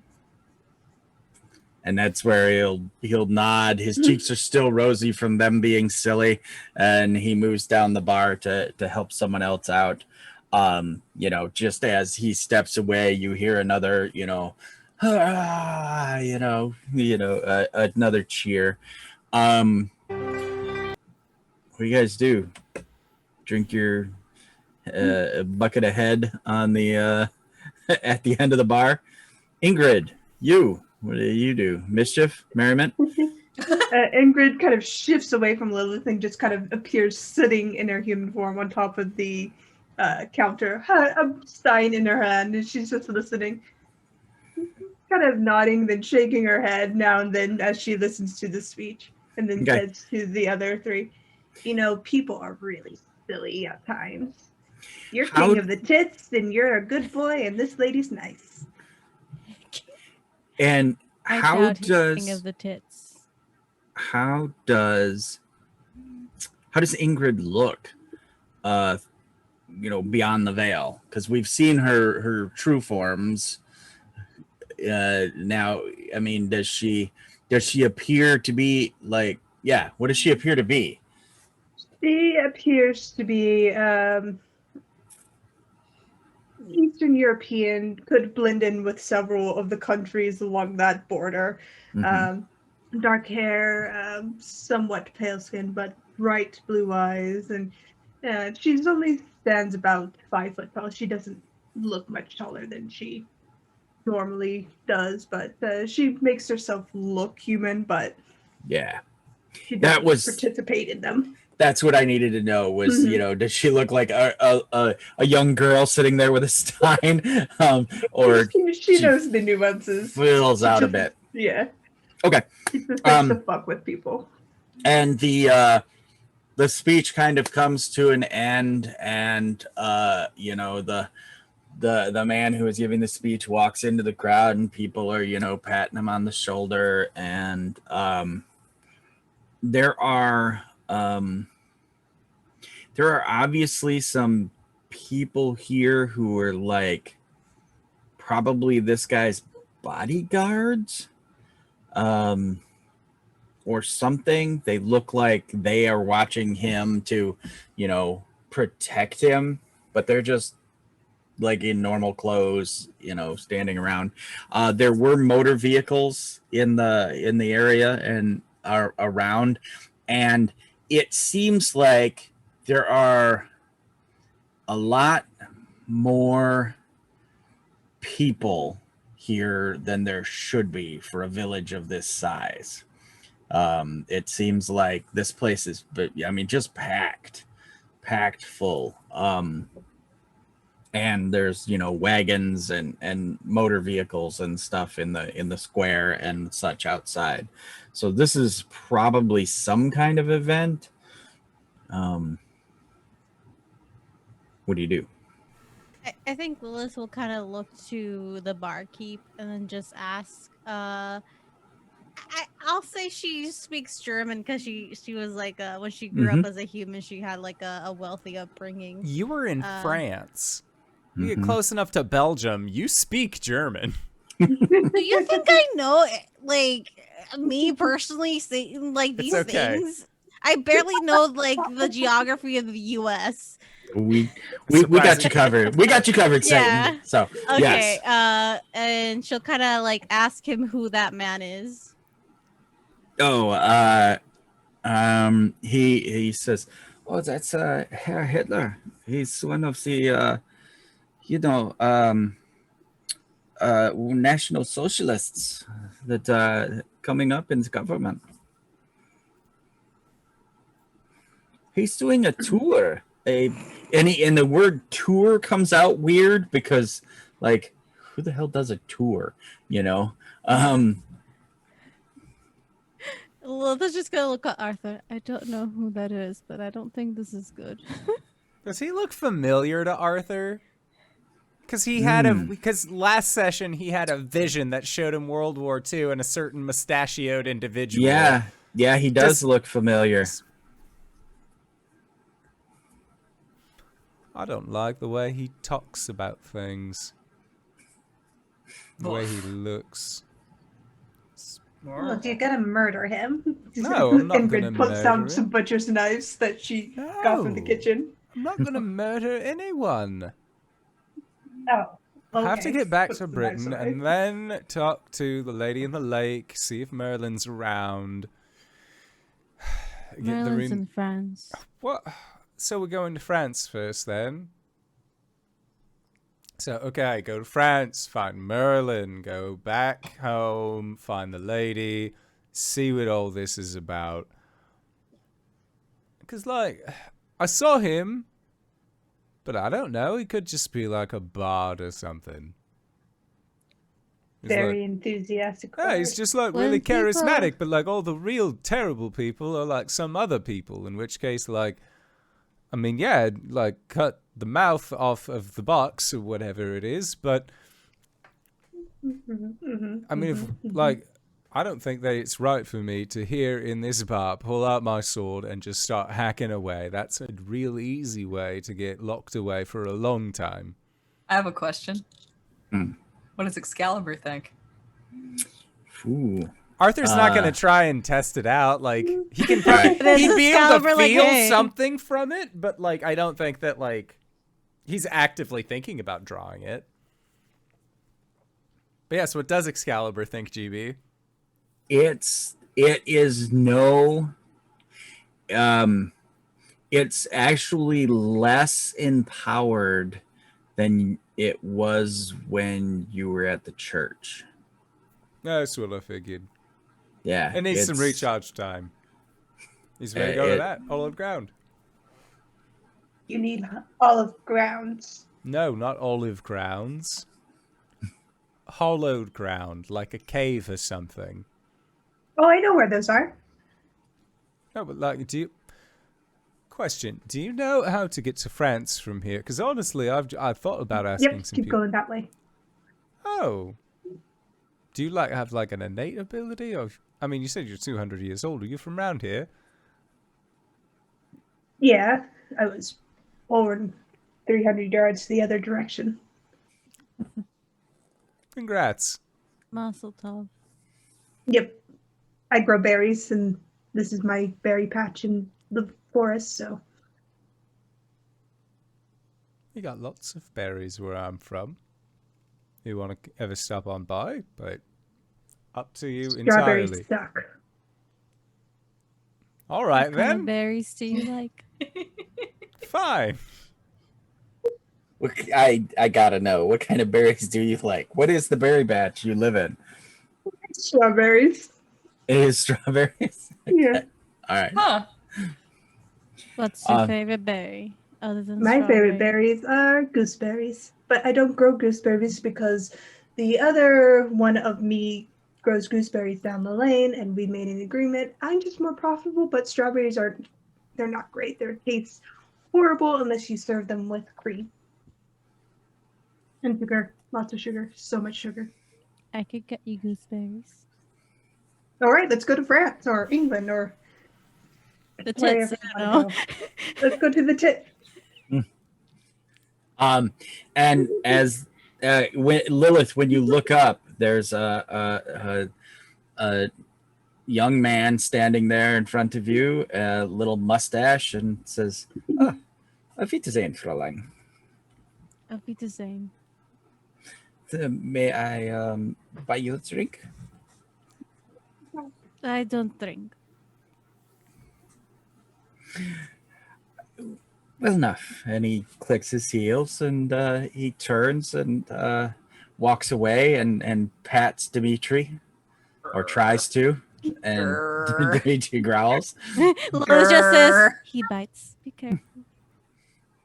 and he gets like an evil eye kind of thing at Dimitri, and proceeds to walk out the door. Anyone talking against anarchy is usually the reason why the anarchy started. Trust me, I grew up in France. I got into a fight with the weasel that tried to steal one of my berry bushes, and it was pretty bad. Anarchy. Pure anarchy. Arthur has no comment on people rising up against the monarch. Just, it was a different time. I was charged by God. The lashy in the sky. That's what they all said. A lady in the lake throwing swords at people is no form of God. See, you say that, but everyone was on board back then. The wildest Wouldn't you thing. have been burned as a witch back then? Oh, 'Cause, right. You know. Well, no, witches and wizards especially were actually more of like your personal helper, or sometimes like someone you would go on a quest to find. They would have a thing for you. You'd go home and be like, oh, I got the thing from the witch. Or you would be sent out to kill the witch because the witch was eating children in houses made of confectionaries. And in which case you would want to get rid of them as soon as possible. Oh, we have one of those 2 miles away from us. She's pretty nice, She's though. back. We didn't finish the job. Has she taken any children yet? No, it's... Probably. I don't know. Naughty I ones. don't understand how a confectionery house would stand. Wouldn't the animals just eat it? No, because they know better, because the confectionaries are made with hate instead of love. I didn't know you could bake an emotion.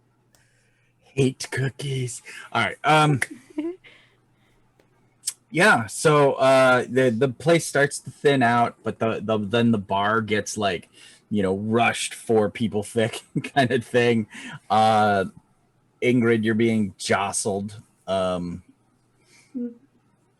rest of you, I would say, probably the veil and the fact you have a dog in the alehouse probably gives you a bit of a respite from being elbowed and whatnot.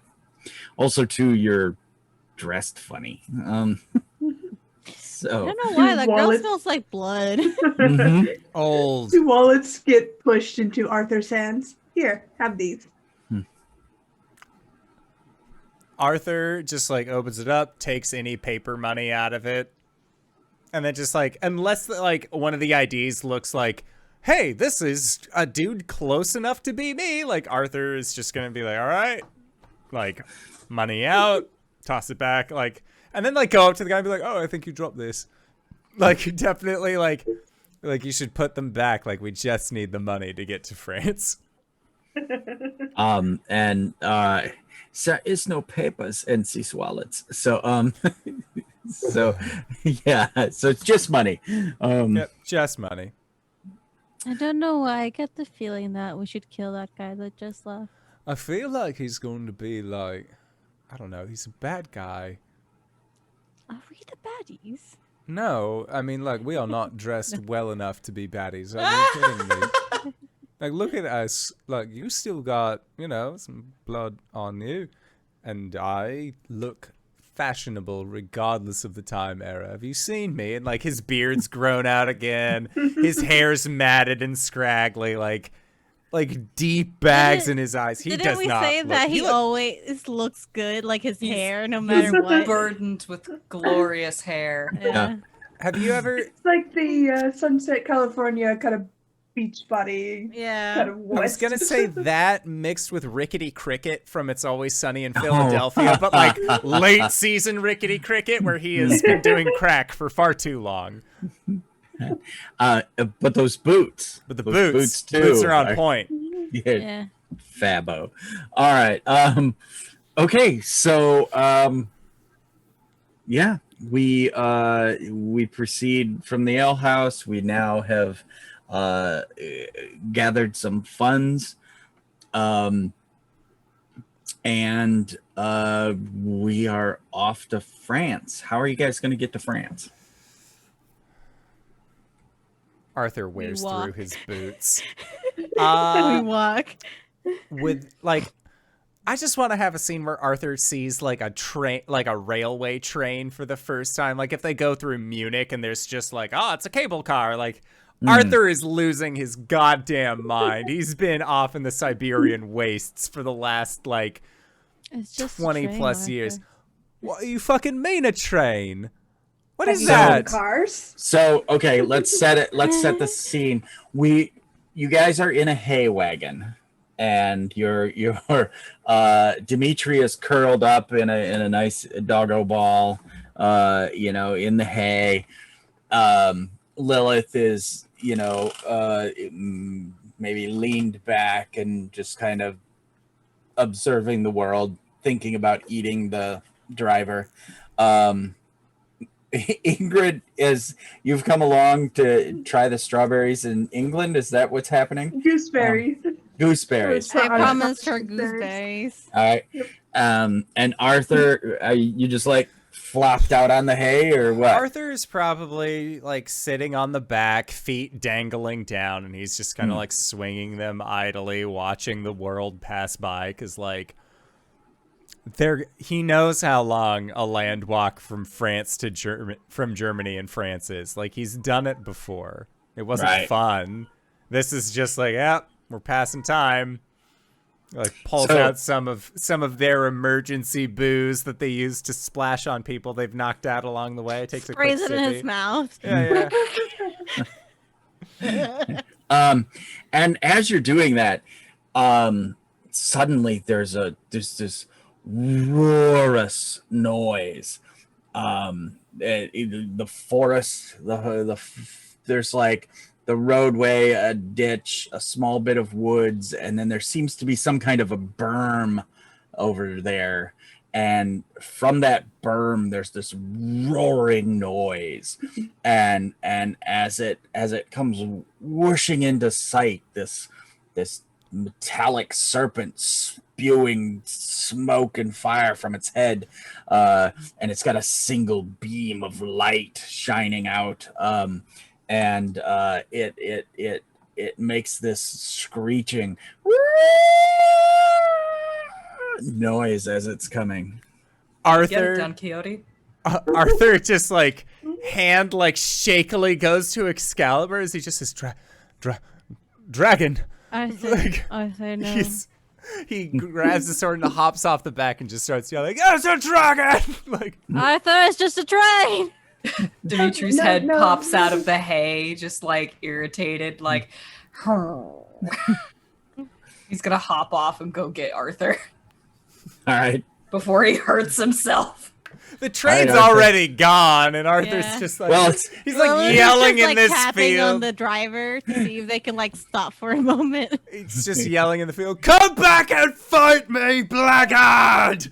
and as the smoke is trailing, and like I said, car after car, this thing was as long as 5 or 6 ships. You've never seen anything so huge. What has happened to the dragons while we've been gone? They mutated, Arthur. Didn't you know? They're so You didn't long save us now in and time. covered in iron. It's just a train. Dimitri walks up and he's just buff. We have to Arthur. find a lance that can pierce the side of a god. Or Arthur. some, like a harpoon. Arthur. He turns into his Arthur. big dog form and just picks it, like scruffs Arthur, and like carries him back to the hay bale. All right, hay and wagon.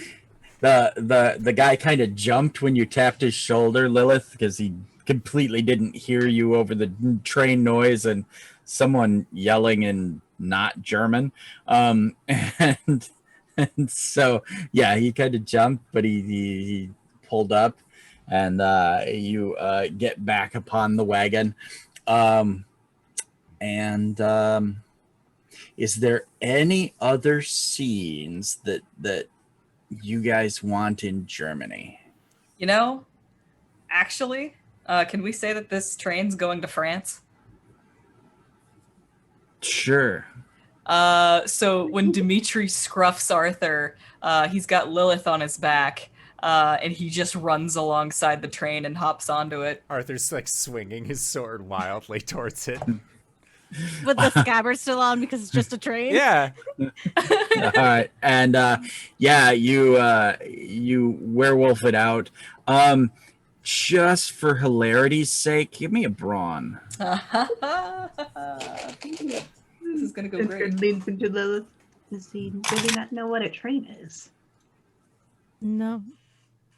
He's been That's stuck in fantastic. Siberia for a while. I got a believe 9. About 700. All right, Wasn't in Siberia the whole time. as you leap into the into the box car, a 9. That's a choice. You just drop Lilith. Whoops. I don't like my choices. I'll save that choice for later. We'll huck that into the background. Ooh. Yeah, you make it aboard the boxcar, and there are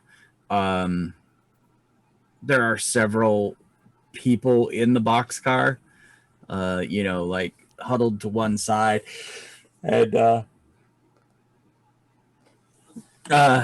one of them says, "You should have closed the door," to someone else, not to you guys. And the person responds, the yard boss would have seen the door closed and would have known we were in here.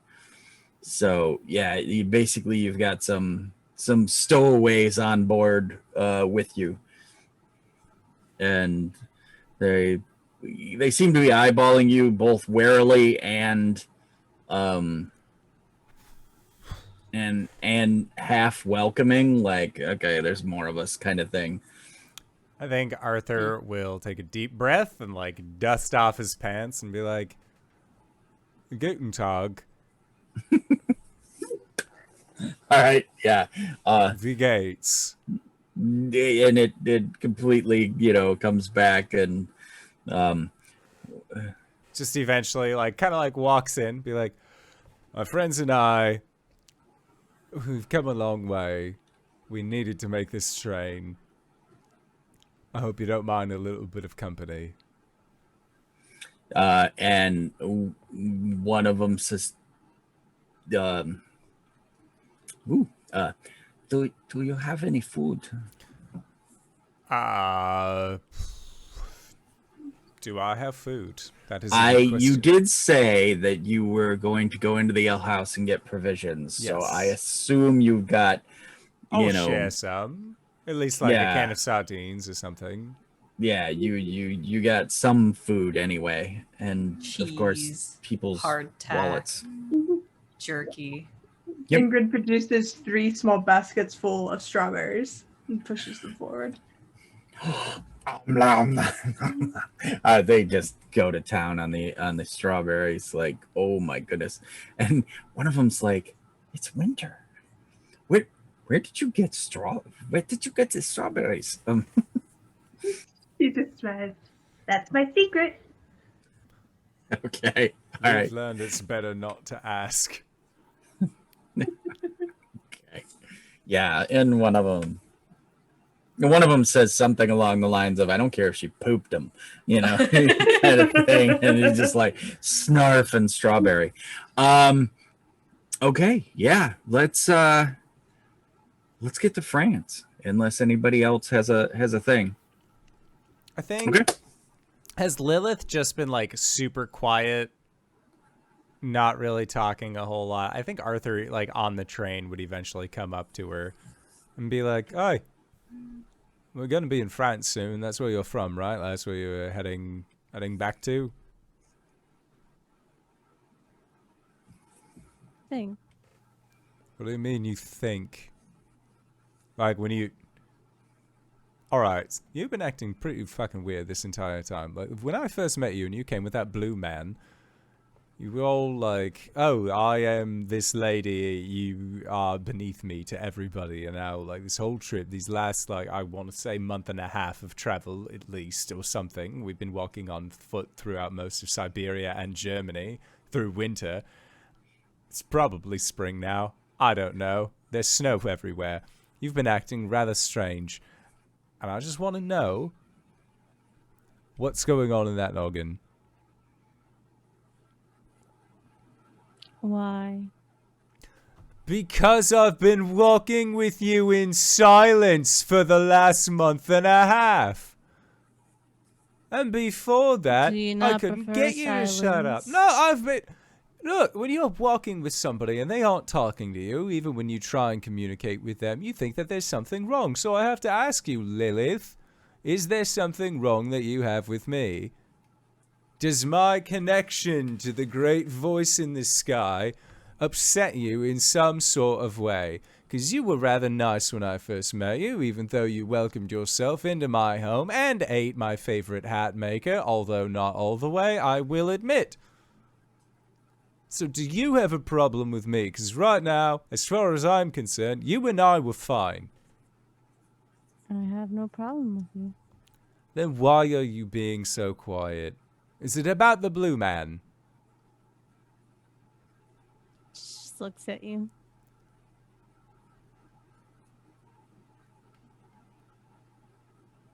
What was his name? Like Bellkeep? Beltane. Bolton? Beltane?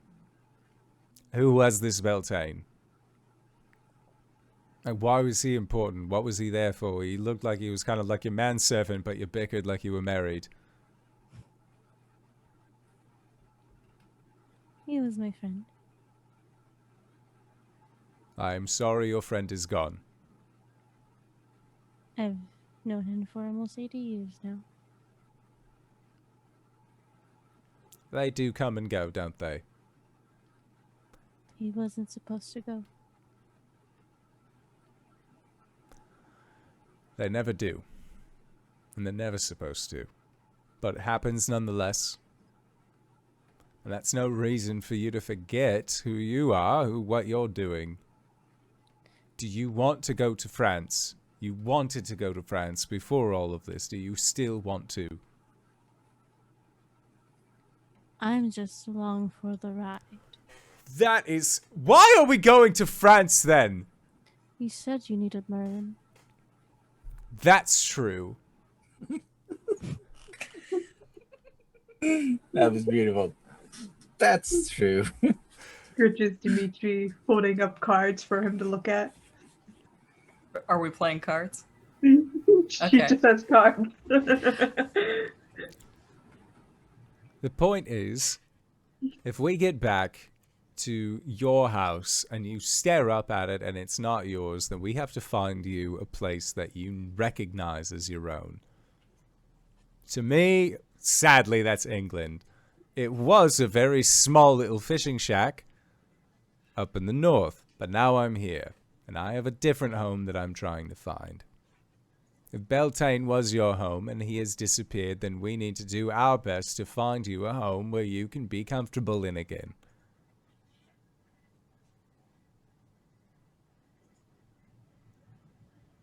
I'm just trying to make your trip easier. Whenever I get involved, things go wrong. People have died in my wake. Everybody I meet ends up not liking me because I am to blame for some reason. I do not see you as beneath me, I really do not. I have a hard attitude that people find tough. I'm not a nice person. I will say that. I know that. You sound like my sister. I don't know if that's a compliment or not. It's not really either, honestly. It was just more of an observation. But the point of the matter is, you and I are more alike than you think. I have led armies into battles that we did not win. I let some of my best friends go on quests that I knew would allow them the chance to die. That was something that they went to in full bore honor, thinking that they were going to attain glory, to try to make me feel like a better king, like a better person, because I, as the king, chose them. Lots of things happen for different reasons. Sometimes bodies get left in the way. For creatures like us, and I say creatures because I shouldn't be alive still. I will recognize this wholeheartedly. I drank from a cup I wasn't supposed to. You, I don't know, your claws are like getting longer and you got the teeth and stuff. But besides that, sometimes that happens. But you can't stop. You gotta keep moving.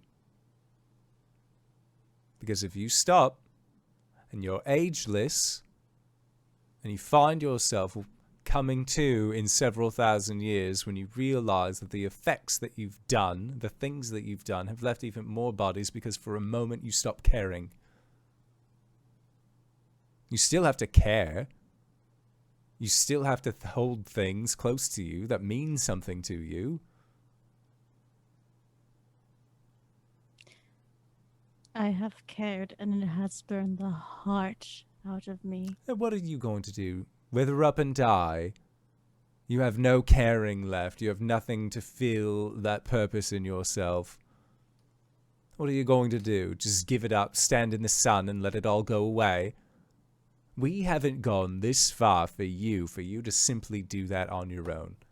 So figure your shit out.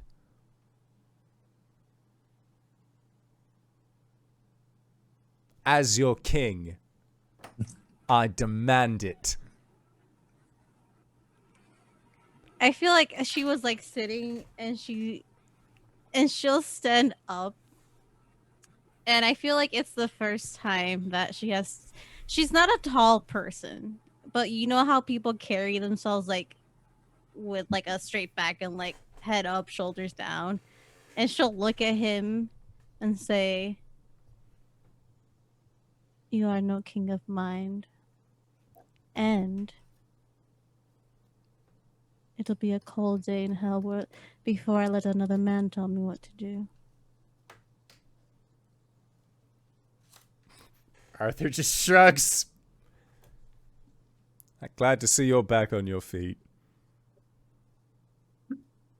I also like to think that the shadows, through the veil, we see the shadows in the whole car coalesce and just become like a wall of talons coming across the top of the car. Like, oh, how dare you? And I think she'll look at him. Let's go get you your crown back.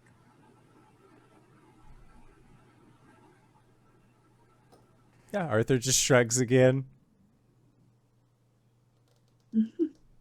Okay, so the big question on my GMing heart is, Dimitri, you have someone who speaks your language, man.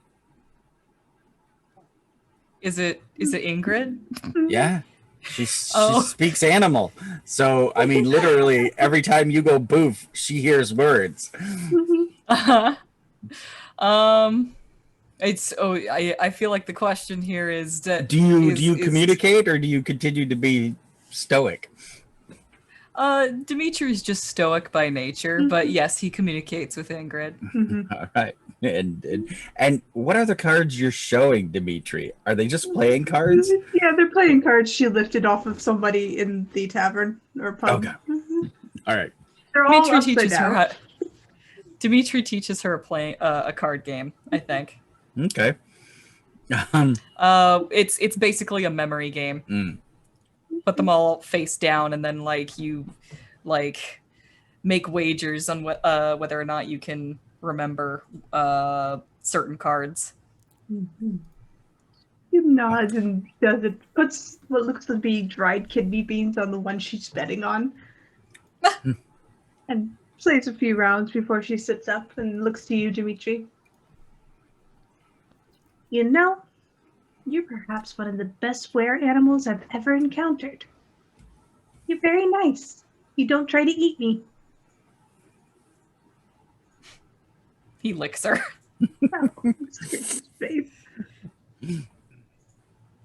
Then she'll turn to Arthur and Lilith. This blue guy you're talking about. What was his name? It was like Balto or something. Balto. That's interesting. Oh, what were they? Are they? Who are they? It was like an old fey creature from before my time. Apparently, I may, in a bender, have knighted him, have made him my Green Knight. That was a mistake. I realize that now in hindsight. Frankie's going at it. I think Frankie disapproves of this choice as well, yeah. There's just a random cat in the train cart. He's the father of my most trusted wizard. He's kind of like family, I guess. Like an estranged uncle, really, but family. Did you take his head with an iron sword? Not that I saw. I was cutting a tank in half with a beam of light. Lilith, did you see what happened? No. Well, unless you take a fairy's head, especially old world's fairies' heads with an iron sword, they're not dead. What if they turned into a tree? Like a really big tree? Depends on the tree. I wasn't paying attention. I saw he was gone, but we were victorious at the end of the day, so. Oh. Lilith, did you see what kind of tree it was? You don't know? I don't know. It's a big fuck up tree. Bluff, Dimitri says, which is the type of tree it was. An oak tree. Yeah, that's a tree of renewal and steadfastness and protection. In the Germanic lore. Our fairies don't have backs, so I don't know if it's the same thing. But old world fays can't really die unless they lose their head. Hey there, Lilith.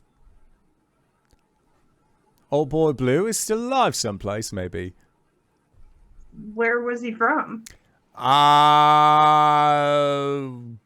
Boy, that is a tough question. I thought he was know family. I know it. I like me, Satan knows it, but me, Satan forgot. Wales. It's the yeah. It's the old force of Wales. So she'll just say Wales. Probably there. Wales.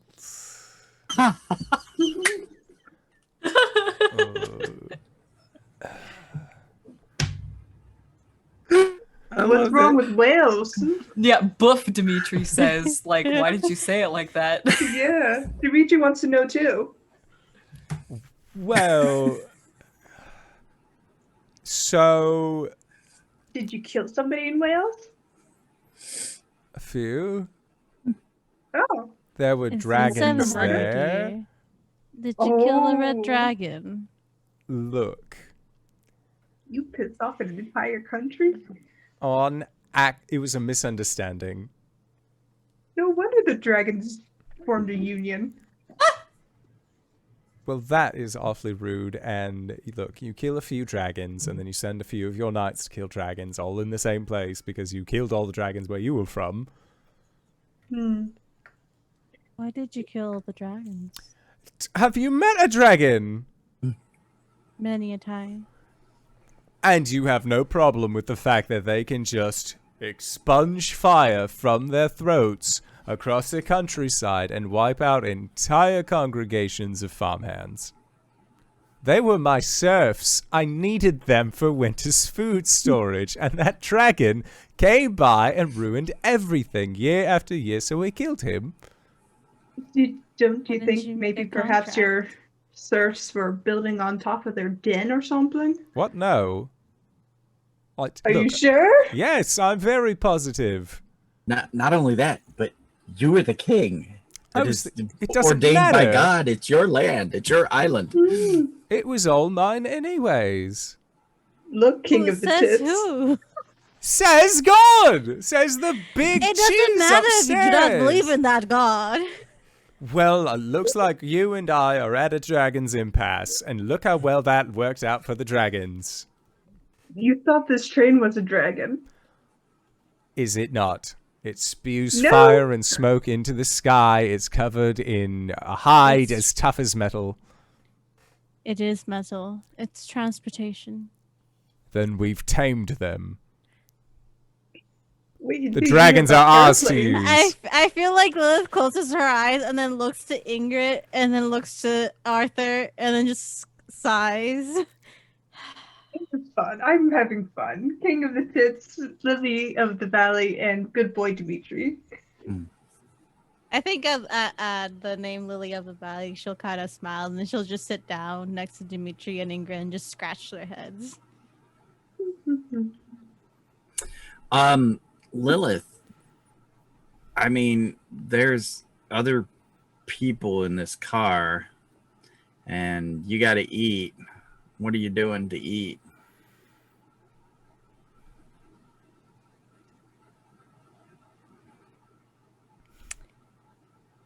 How long would the train ride to France be?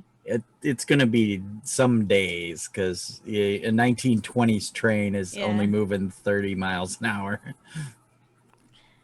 I think with the quite literal bloodbath that happened in how long ago was that? Were they in Russia? That was probably a while, right? Yeah, it had to Okay, be okay, a okay. month We're or more. It's Several Okay. countries over now. Yeah. Okay, so she will she'll only do it once if it's only a few days, because she can stave off. But she will just, sorry, I thought I was gonna sneeze and then I didn't. She will drink from someone who looks the healthiest. That could tough it out, but just enough to not go crazy. All right. So give me a charm roll because I'm gonna say that's the only way you're gonna be able to do this in Oh, I'm Yeah. charming. with a car full of other People need to sleep. I know, and that's why I'm saying you're basically gonna have to put the vampire whammy on him. 12. Oh, awesome. Okay, yeah. I got So +3 charm. goes without a hitch. She drinks and then she sprinkles a little alcohol. Yeah. and Jedi mind tricks. It was all just a bad hickey. Go away. You just hit yourself really hard in the neck Yep, when you fell because you exactly. were drunk. Curling iron incident. All right. Yeah, so we end up in the rolling hills of France. Yeah, we're gonna say it's probably, we're hitting a spring at this point. Costs. If you don't want to reveal anything here, that's fine. What do you have in mind for Beltane? Or, like I said, if you don't want to talk about it now, we can talk about it later. So you just let me know, and we'll. Yeah, he's not in France. He's definitely in Wales. He's gone home. Okay, cool. All right. So we look at our time. How do I want to? Let's say we get to the rolling countryside of France. It's getting near spring. Lilith, are you able to find your home? I'm gonna roll for it. Sounds like a great idea. Let's do brains. Ingrid's just feeding Arthur strawberries now. If you put them in pie and put sugar on them, lots and lots of sugar, you can make a berry pie. I know what a pie is. You didn't know what a train was? 10. Okay. Yeah, you remember your estates and Yeah. whatnot. The roads and things may have changed, but the land has not. She So sniffs it out. yeah, I know where my lands are. you find your way home. And I think this is the home where Jean was staying at. So it's like Right. it's a really nice estate. Once they get to, it's like all covered, all like it's surrounded by iron fence, very beautifully like curled, and then it's a very beautiful estate with like growing ivy on the walls. Mm-hmm.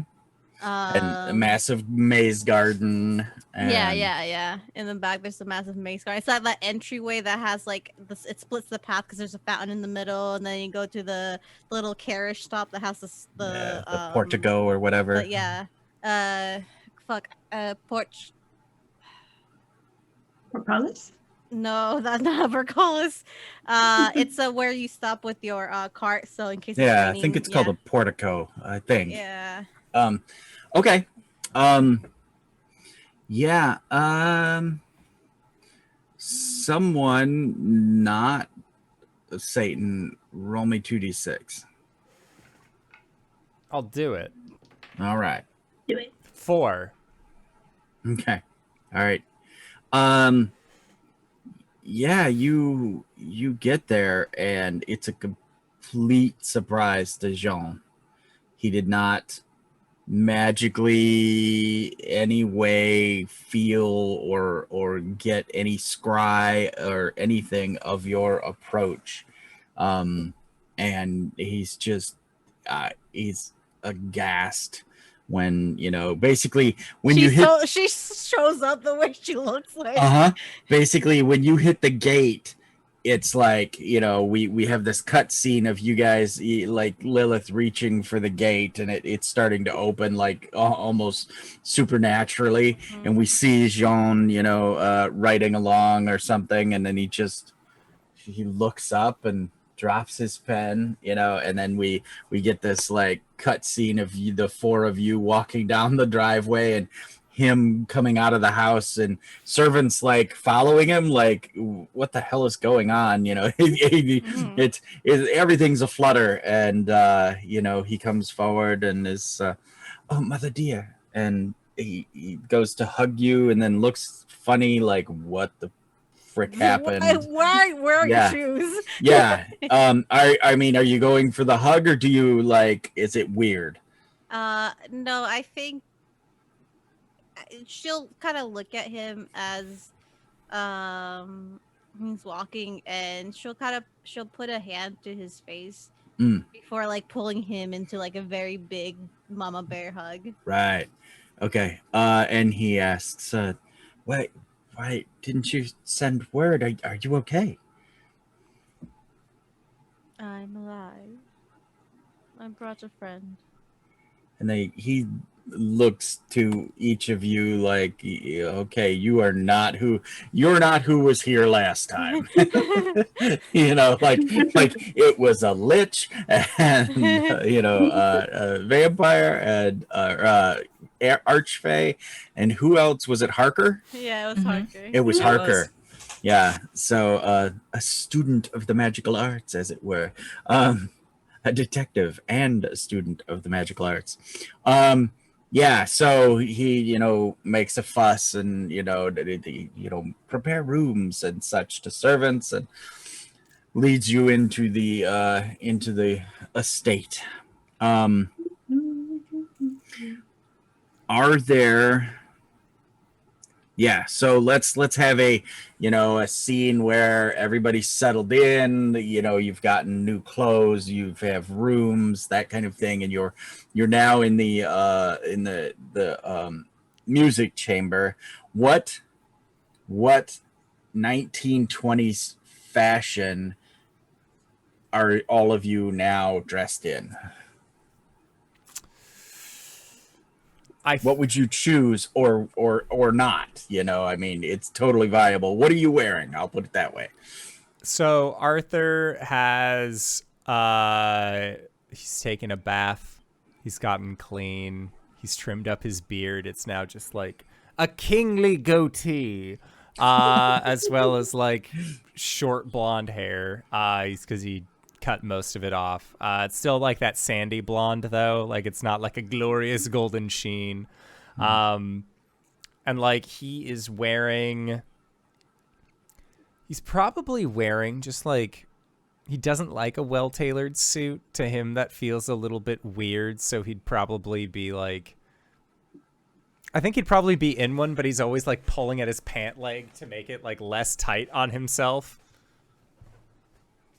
However, like when you see pictures of Oscar Wilde and he has like that little bow tie and kind of more of like a relaxed collar, I think that would be Arthur, where like he doesn't want anything that's too tight on him.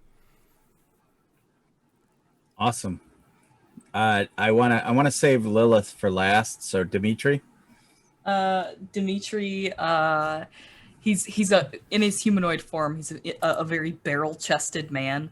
So I want to say it's a simple like white t-shirt with some work trousers with patches on the knees, like leather patches so that he can like kneel down and not scuff his pants, suspenders, and a newsboy cap. I love it. And does through the veil, does the newsboy cap have holes for the ears, or does it set between the ears? It sits between the ears. He's got a wide enough head that he can just kind of like, or even like flick his ears back to kind of like, just smooth it back. All right.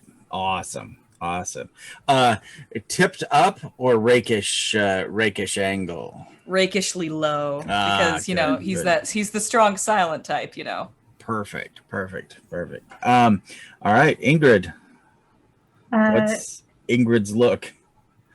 Because she's so small, she probably vanished for about an hour and comes back with a child's sundress that she's nicked off some poor parent, and she kind of just turns around and says, "I found it." I found it. Obviously, don't touch my stuff. What's up? Because your stuff is my stuff and my stuff is my stuff. All right, and then as we approach the scene, what do we see with Lilith? I think with Lilith, there's none of the glitz and glam that used to be there. Like she doesn't wear any more of the really sparkly jewelry, anything like that. She's wearing a pantsuit.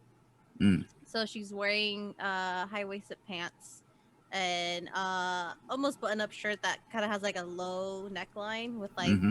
a nice simple like long necklace.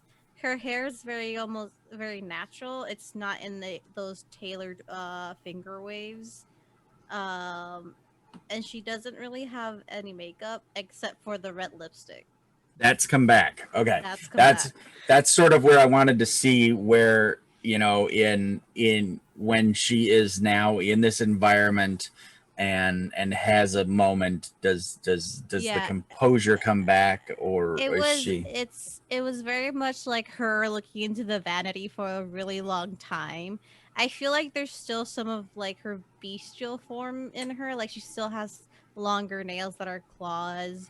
Her eyes are almost always now black with the red irises. But it's a mixture of who she was and what she became now. And the red lipstick kind of ties it in together to that she's kind of going back into that position where she was, not as someone that's above people necessarily, but someone who is going to take reign of her own like life again, despite what Awesome. has happened. That's amazing. All right, cool. I really wanted to see where you were going to go with that. So you're there. Did What did we decide in lore was Jean's place with the magus or magi? I mean, we said Merlin was here, but Jean is not Merlin, right? He does Merlin is a Uh, separate entity. Jen, do you remember that lore that I think he Yeah. was Merlin, right? Yeah, John is Merlin. He's just Okay. been reincarnated into Yeah, Jen. it's instead of Yeah. like living forever like Arthur, he just kept being reborn. Okay. Okay. Merlin got smart and was like, reincarnation's better than living forever. All right. Someone had told me that. Now does he have remembrance? Does he remember Arthur, or and his past lives, or only certain things from those past lives? Or do they each start kind of fresh with just the magic? I think I would say they would start as a whole new person, but I think kind of as they grow up, they understand their place and who they are. And I think maybe they have dreams of the other past lives to kind of help reconciliate who he was and who this new person is. But it's still Merlin. He knows his place, that Merlin, and Arthur and Mm-hmm. this whole golden age type of situation. But it's almost like when similar to like if you play D&D, like elves remember their past lives when they meditate. Sure. It's kind of like that. All right. And so then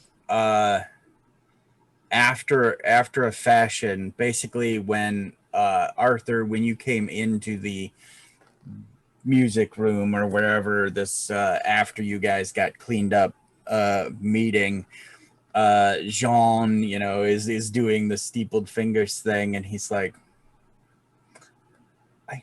I do believe I know you. Nope, never seen you before in my life. And he, does the squint, the side eye squint, like, basically he gives you your privacy, as it were. But and then, so mother, what is the way? I think she very gently explains the whole situation. First, she starts with the demon turkeys, All then right, Russia, right, all then right, Arthur, okay, then his father, then all right. Arthur and Dimitri and her traveling, then Oh. her going a little crazy, still probably a little crazy. Then meeting Ingrid. Then apparently there's some guy named Hitler that we have to watch out for. He's a bad egg. Bad egg. We don't want him. And Yeah. then she throws under Arthur thinking a train was a dragon because she thinks it's hilarious. Okay. And And then he shoots you a quick Arthur. A bit of grace on his part, like understandable. I don't need your pity. Yeah, basically he tried. Yeah.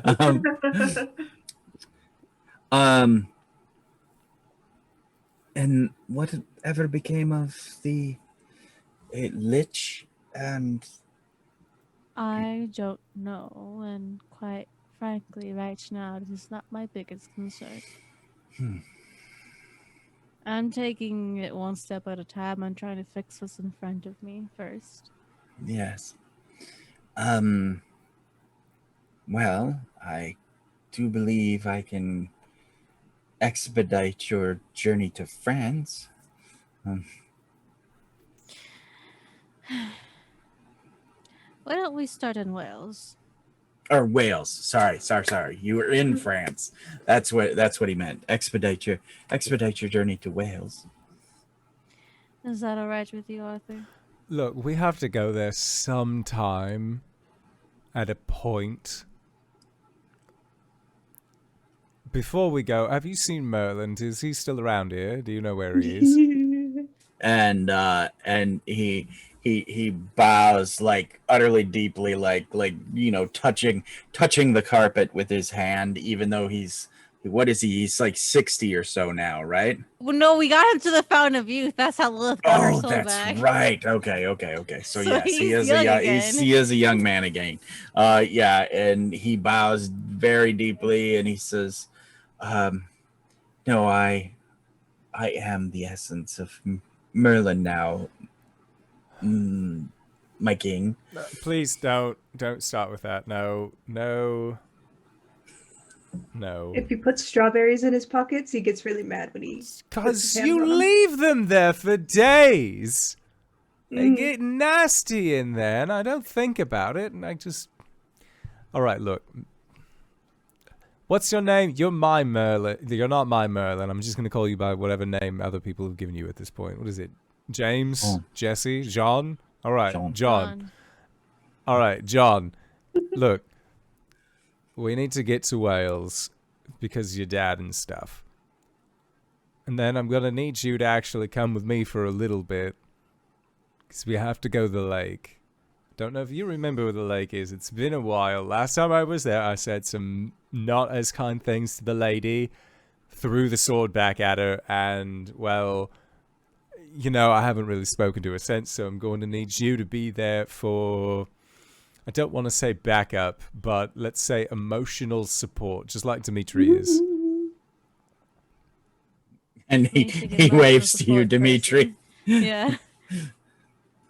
So you've made dragons mad and a lady in a lake very mad. Look, I've been around for a while. I may have made some enemies that I decided it was better to just leave than deal with, and hopefully other things dealt with those enemies in time. The Lady of the Lake, not necessarily an enemy, more of like... She did a really nice thing for me that she thought was nice.